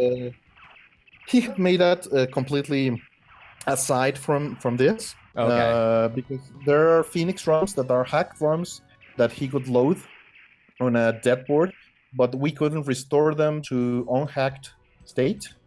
So the idea with this project was to restore them to the unhacked factory default state. Oh, okay. And like hardware preservation. Right. In a different way. There are different approaches and different tools and a lot of ways of thinking. But we thought that this aligned better with what we believed and what we wanted. Yeah, I think that makes sense, though. I mean, it makes sense, because you want to preserve the. Following what you mentioned, Capcom stopped reviving boards a decade ago. So. Oh wow. They had the ability to revive them. They did, but you have to understand that most prevalent is just this guesses. The people that worked and knew how to work on hardware were retired, and they had nothing else to do at the company, right? The company didn't have an arcade division. The old hardware that they needed to revive the PCBs, the original ones, needed an old PDA from 1991 from Sharp that communicated via infrared. So you can imagine that keeping that alive and working, and somebody that could understand it and repair it in case that it failed, shouldn't have been easy, and that would cost them a lot of money, and that wasn't getting them back a return of investment. Mm-hmm. Yeah. So it's understandable that they had to cut it. But it is interesting that there was a method. So you knew it was possible. You just had to figure it out. Yeah, that's right. Because it was a secret. Yeah, it was simply you can imagine that you have to connect to the chip in certain way. If you connect wrongly, it simply suicides it.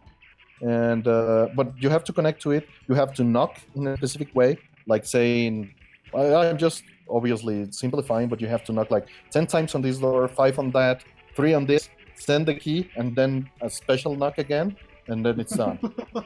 The real interesting thing about it is like how many boards were killed like figuring this out. Do you think? Thousands, I bet thousands. Not in our process. It's surprising. Eduardo just had like 5 boards when he was doing it. Oh, so he just like used. So he used what he had. He was in the same way doing what I did, but in a much higher, more intelligent, and more capable scale. Because I was trying to learn and try to solve the problem, but I was just a software guy, right? Right. And he went in and just so you can imagine, he took the chip. He, with a laser and with acid, removed the cover of the chip. Oh gosh. Okay, and then with a microscope, took photos of it, and understood how the silicon is sketched, and made that into a logic map. That is insane. So he could have the boards working again. Okay. That's I just cannot imagine being able to look at that and be like, oh, I can figure this out. Well, there's probably times where he was unsure if he was going to be able to. I'm sure, like just like any project, you're like, oh, I can't. I don't know if this will ever be successful. If my time will ever be worth it. The time spent will ever be worth it. But then, staying with it for that long is insane. And doing it, figuring it out, and even it's just amazing. It's happened even just like fairly recently now. Yeah. Oh man, that's like such an interesting story in itself. I mean, that in itself would be like a very interesting documentary. I mean, I know that I've talked to you before about like how a project that would be kind of a dream project is to do something like on like the arcade preservation, like what's happening with MAME, and they don't have people to kind of continue the project in the same way, like as people that are doing it now are kind of getting older. Like there's a lot of people facing the same problems that CRTs are kind of facing now. To repair and maintenance, yes, certainly, and it'll be interesting to try and get some people on board. I have some contacts because I've been part of the dumping union, and I bet it'll be really interesting to know their stories, because there are a lot of unsung heroes that just do so much work daily on MAME. You can't imagine how much work they put into the thing to make it better. And how much it works. In some levels, somebody discovers a bug in a game, and they ask in the list, "Hey, does somebody have the PCB for this game? Can you verify that the sound effect when you punch this guy on round 3 is this sound effect that we're playing?" We verify it, analyze the PCB, make some readings. Go back and forth with the developers, and they try to guess without the PCB how to fix MAME code, because it's not always possible to have the PCB on the bench and debug, right? Right. Many times they're maintaining somebody else's code and fixing it. I can definitely see how it's a team effort. Yeah, and there's people all over the world doing it. Like that would be. Yeah. I mean, that would take a significant amount of funding to make all those trips and everything, but man, that would be such a cool documentary project. I think that would be awesome. There's a lot of very interesting people in there. And so do you think that it's kind of they are faced with the problem where they're just like as people get older, here he comes. Here's the goal. Oh yeah, there he is. You played all the way to this point in the game to get that shot? No, that's from Mikado. Oh, okay. I guess it was probably from the track mode. Yeah. Did I shoot that shot? Because I don't remember shooting. You were talking. No. You didn't know what game it was. And I'm like, wait, we got to get some footage of this game. So I just shot it. Yeah. Okay, yeah, I think I shot all the footage in there, but I didn't remember. Yeah, well,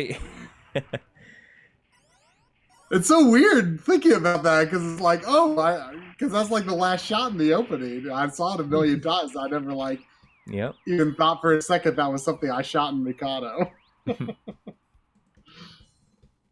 We had the opportunity to do that thanks to Artemio's help too.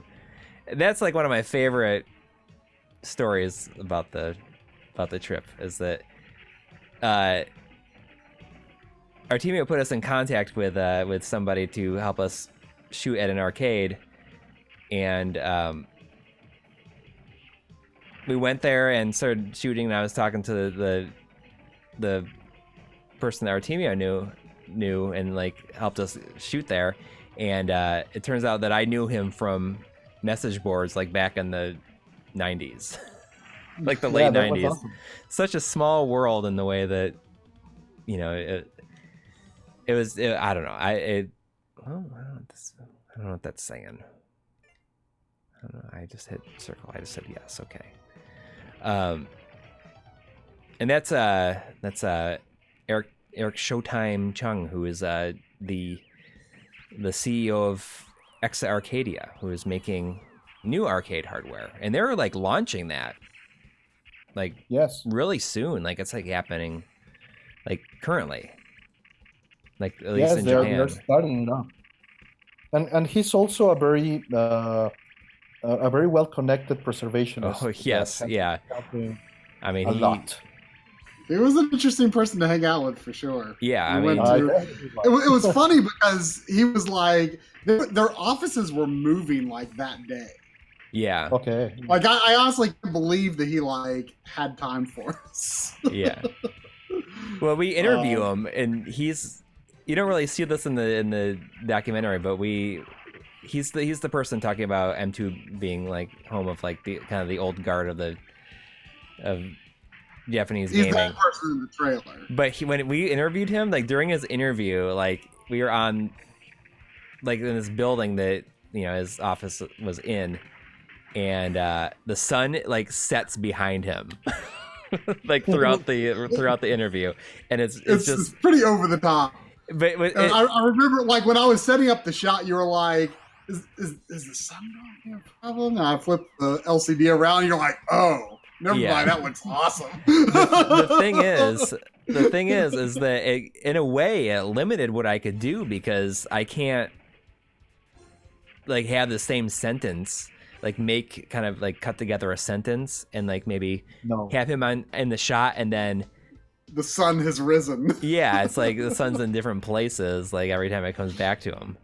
It was pretty awesome though. It would not sound like a complete thought. It would be obvious that it wasn't like a complete. It was an awesome view though. Like wherever they moved their offices, I'm guessing it was not as good of a view. I don't know if it was in the same building or not. But that was in Harajuku, Yeah. and it was like right next to the Yoyogi Park. And so you could just see like this vast, you know, swath of trees in front of you. It was neat. Yeah, We shot another interview with him that like we would like to be able, just because like you were like so interested in what he was talking about the Arcadia, that, you know, we shot that just for our own interest and, you know, possible future use. Yeah, I mean, I would love to do something more on it. It's just, and we'd kind of discussed that a little bit, but it's just has not been any. It's like it's my fault because I just have not had time to pursue it. And I think that's kind of the situation that we're in right now, where we have so many things in various states of production, and you know, I think once we clear out these documentaries, we made a decision to just focus on one at a time instead of getting a whole bunch of them and then like editing them. Because we spent last year shooting so much material. And this year, thankfully, we haven't really traveled at all. So, I mean, I love traveling, but we definitely went overboard with the travel last year. Yeah. And the gathering of material. To now, this year, it's like overwhelming because we're trying to make stuff out of this, and you know, we yesterday, you know, we're kind of talking about how, you know, we need to manage and focus what's on our plate now to just so we can move on and then focus on the next projects. We're definitely not going to take on this many projects at one time again. That was absolutely. I can't imagine the nightmare that it is to organize everything and have everything and go through all the material to know. It is so much. The thing that Try's working on right now, it like dwarfs anything else because there's so many interviews. Yeah, well, there's so many interviews, but like, and the long yeah, interviews like the M2 employees were like not that long. No, I mean, they were like 50 minutes max. Hori was pretty long, but the others were not that long. Other than like the Battle of Garegga or the shot triggers. Yeah, that was like like 2 hours. Longer, but yeah, and it was 2 hours, but the reason those were so much longer is because of the process of interpretation. You know, we ask the question, it gets interpreted, they answer, it gets interpreted, and then we move on. And that was one of the reasons. There was a point during this where, so the way we did is we recorded, we had 2 audio tracks. So I would record the interviewee on one audio track and the interpreter on another audio track. So I kind of built my story out of that based on what the interpreter was telling me. But the interpreter can't like give me all like the nitty gritty details because that would really take forever. It's kind of just like a quick summary. Yes. Right. So once I kind of built my script out of what I knew that they were saying, but like I didn't have like the fine details. We brought in, we hired Alex Highsmith, who does the great website Schmopulations, and he went through everything and kind of localized it so that it made more sense. And then once I realized the amount of additional detail that was in the sound bites, I was like, oh, like I think we actually have something here. Like it was yeah, you were like, it was a huge relief. It was like playing Phantasy Star in Japanese for the first time. Yeah, exactly. And then once you see that there's, they actually tell you where you're supposed to go. Yeah. I mean, it was you were feeling very bogged down and overwhelmed and maybe a little discouraged, and then when you have that translation, you're like, wait, all these things that I've been building are actually working. Yeah, like, it makes sense. It makes sense. That's flowing.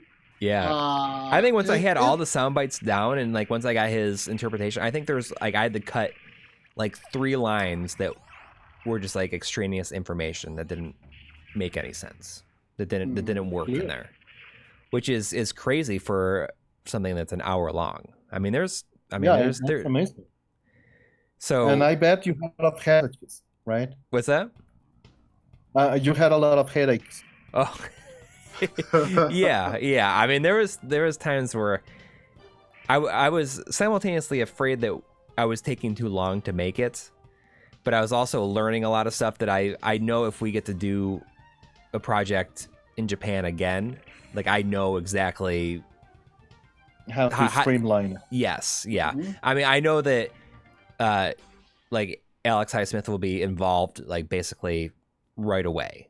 You know, I just it was so good working with him, and it worked especially well because I mean his site is called Schmopulations. He knows a lot of the terminology and just like the nuances of the genre, and can knows what they're saying and knows what he knows how to translate it into something that like we know, so it was he's my go-to person for translations like going forward 100%. So that was kind of the that was the biggest challenge, because I've never edited anything in a language that I don't speak, and I have to build my narration around what I hope that they're saying, but I kind of try to keep it wide enough open that I'm without specifically mentioning certain things, unless I know for a fact. There were certain parts too where you were able to take stuff out of your voiceover because it turned out that they were talking about exactly. So I mean, I think there was a point where I thought that this was going to be like an hour and a half long, but the fact that it was like it's like a very, very tight 1 hour and 27 seconds. Yeah, because the subtitles are crammed, right? Yeah, Yeah, Yeah. I mean they are like there's a lot of subtitles in this, you know. And, I mean, Alex made an excellent work of like removing all the noise created during chatter, right. and tried to synthesize it into. Obviously, it's streamlined, right? He Right. removes all the R's, ors, all that comes in chatter, right? Right. And even then, it's huge. Yeah, exactly. And you know, I was always afraid of like I learned like certain words to look out for that I can Like like, that? oh, what's that? I bet you did, because you understood the English that came out, and then tried to use that as beats, right? Yeah, but I mean, I also learned to be like, okay, when they're like to, like I know what they're saying, like and you know, like that is like the like I can cut that, like I can like they're in that, or were they like I think it was sono, like when they sometimes they'll say like sono. I mean, I don't know exactly what it means, but it's like I knew that was something that can come out. I can cut out. It's been crazy not being able to like really talk about this, because this is like a whole ordeal that was happening like behind the scenes of the channel for the last. I mean, I guess I finished it. I finished it at the end of February. I mean, it's been a long time. Now I still remember the first cut that had no subtitles. Yeah, exactly. I remember when it was still getting localized. Like I sent it to you because I mean you helped us prep a lot in the lead up to it as well. You know, right before we were going. You know, it was like you and Kurt Collada like really helped. Yeah, good Kurt. I mean, and Kurt like almost went, but he had a table at Too Many Games, right? And he was sharing a table with a friend, and he said he couldn't leave her to just manage the table one person. I can't imagine what he felt. Yeah, he had an opportunity to go. Yeah, but I mean, like when we were supposed to be at Too Many Games, but like we canceled. We were, yeah, and we were like, well, I really wanted to go, but also Japan. Yeah. Yeah. Exactly. It was an incredible experience. I feel like people are probably sick of hearing me talk about the Japan trip by now, but like I can't shut up about it. It was such a cool experience, you know. Maybe I'll become jaded if I get to go back a few more times in my life, and it won't be exciting to talk about it anymore. You want to, don't worry about it. How many times have you been Artemio? I know you've been a couple of times at least. 3 times, just 3 times. 3 times. Yeah, one of them was a month and a half. The rest were like wow, really fast ones. When was the last time? 2014. Oh, so like you're due for another, I'd say by now, right? Yeah, I'd love to. Yes. Well, if we had more time to plan for the trip, I mean, we should have like seen if you could have gone with us. If Kirk could have gone, you could have gone. Well, I would love that. well, if we go for another project, then we'll try to make that happen. Yeah, my Japanese is not that good, I must warn you. Well, hey, I mean, it's stuff above us. I mean, it has to be said that like the value of our trip would have been significantly diminished without Jimmy Hoppa. I mean, yes, yeah, we probably would have. And not only that, like one store in Akihabara.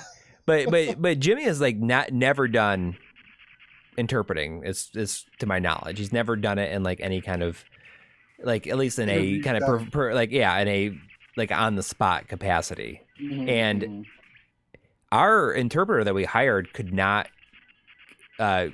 be there on Sunday, so Jimmy Hoppa had to be our interpreter for the Naoki Hori interview, and he did he didn't have any time to prep. Like it was basically like, oh, can you do this? Like this is going to happen today. You're here. Do you think you can do this? And he's like, and he did amazing. He did amazing. Yeah, he was like kind of nervous at first because he was like, I don't know if I could like do this for like be your main interpreter for this. Yeah. But then like when it came down to it, that this had to be Sunday, he was just like, well, he just took it by the horns and did it. Yeah, he just did it. That's the way to deal with it. It's not an easy task. I've done that in the past as well, but what certainly helped him is that he knows games. Yes, and exactly. The interpreter probably didn't. Oh yeah. Well, he knows games, but he knew some games, but not like confident on like some of the older stuff, But he does work. He does work on like modern game translation, but he admitted to us up front that some of the older stuff he might not, especially like the older technology, he might not know as well. But he did a good job. But there were certain titles like you were talking about Quartet, for example. Right. But yeah, I mean Jimmy just took that and ran with it, and it also helps too. He understands like he's familiar with FrameMeister and stuff, so he's used to like us talking about weird stuff like aspect ratios and 240p and and there is some of that stuff in there. I mean, it's like there is a big segment about like learning like they're like when they moved into doing like HD games, because that's like when you look at it, it took a lot of developers a long time to kind of figure out how to get games to look good in that. I mean, you look at a lot of like the digital Eclipse stuff, and it's like it's very soft looking, like with a bilinear filter all over everything. But I mean, but then you look at Mushihime-sama Futari, and that's like their first like 2D older game that like, because the first one that they did was Odomedius Excellent, but that's a 3D game.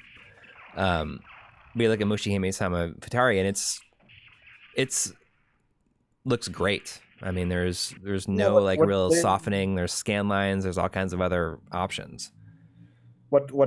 It's simply, I'm not going to spoil obviously, but what it's a matter of LCDs are not CRTs, right? And the color curves and the gamma correction is not the same, so they have to figure out ways to make a translation. Right. So I mean, there's stuff about that because obviously they had to spend a long time, like a lot of times, figuring that out, like what was the best approach. And it's like back at a time when like all developers out there really weren't sure how to have these games look in HD yet. Indeed. Even emulators were working on it, right? Right. Because I mean, and non-commercial stuff. Yeah. I mean, it wasn't always like this razor sharp pixels. I mean, and there's still like a lot of people that don't like that look. But I mean, it's all about giving everybody the options to make it look the way that they want, I guess. Like Mushihime-sama Futari has like a weird kind of.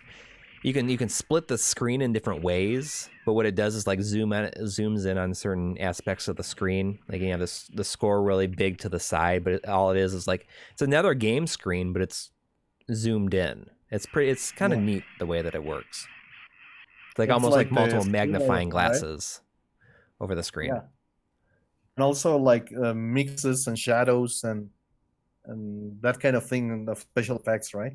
Right. Exactly. Oh man, it's like 11:30 suddenly. Whew. Wow. Yeah. Suddenly, yeah. I mean, 10:30.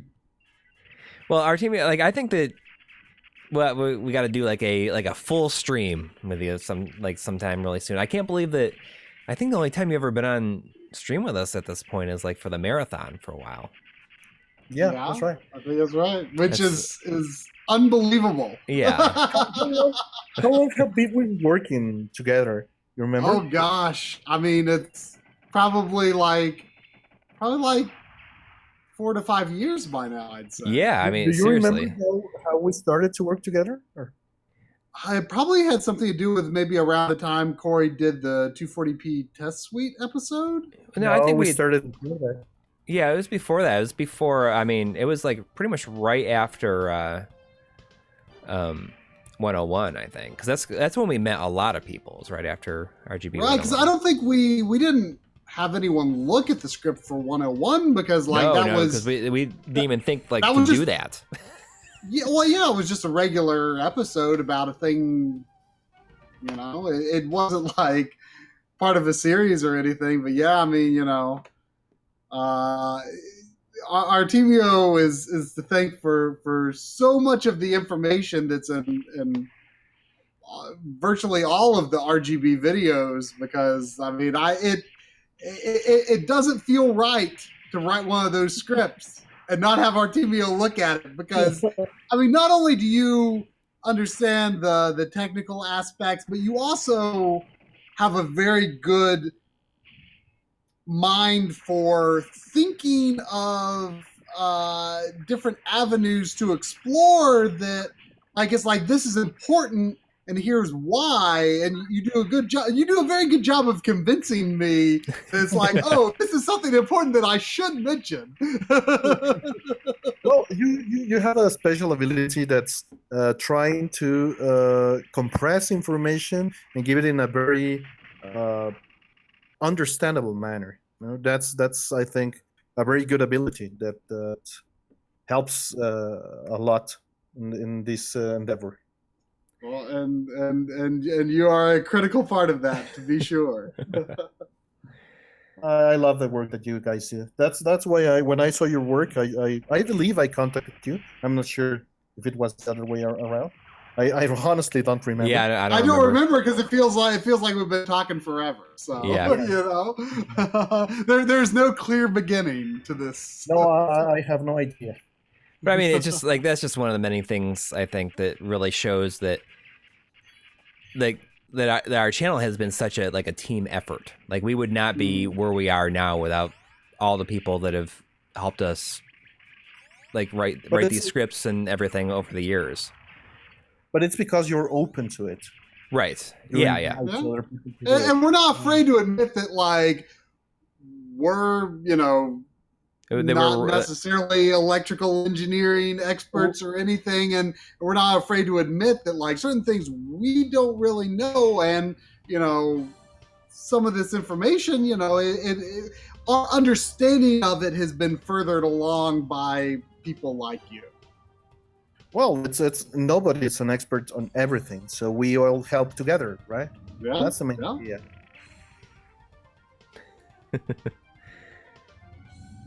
All right. So, does anybody have any last-minute questions before we call it? I realize I think there may have been one donation that I didn't see pop up in the chat, and I didn't notice it. I can check on Streamlabs just to make sure. Yeah. I didn't hear any sound. I didn't hear the sound for it. I didn't notice it either, but we may have been just too excited talking about. It's been building up. I gotta admit, you know, like, it's been almost a year since we shot it. You know, I spent a lot of time working on it. It was being able to release that trailer and let people know what it was. It was kind of an emotional experience. Like, once I had the finished trailer and just kind of watching it, I kind of felt it well up in my throat a little bit. I was like, oh, I can't believe that I'm finally releasing it, right? Yeah, just that Friday afternoon when it was announced, we did a little brief Twitch stream just to kind of just, you know, so we could just talk about it a little bit more, because it is fun for us to be talking about this. We are so happy to be talking about this. I fully understand you. And we're excited for people to see it. Looks like there was not any Anything we Any more missed? Okay. donations? Well, I think that's gonna do it. It's like Blabler has a DC HDMI on the way. I'm just seeing if there's any other last minute questions. All right. That's gonna do it. Thanks, Artemio, for dropping in such short notice. Like we had talked earlier about having you join, but you had some other stuff you had to take care of. So I'm glad that you were still able to make it. Yeah, I'm glad I was able to make it as well. Thank you, guys. Yeah, I had a really good time. Yeah, we'll do this again. It's been real fun. Real fun. All right, everybody. We'll see you next week. Take care. From here. Oh, yep.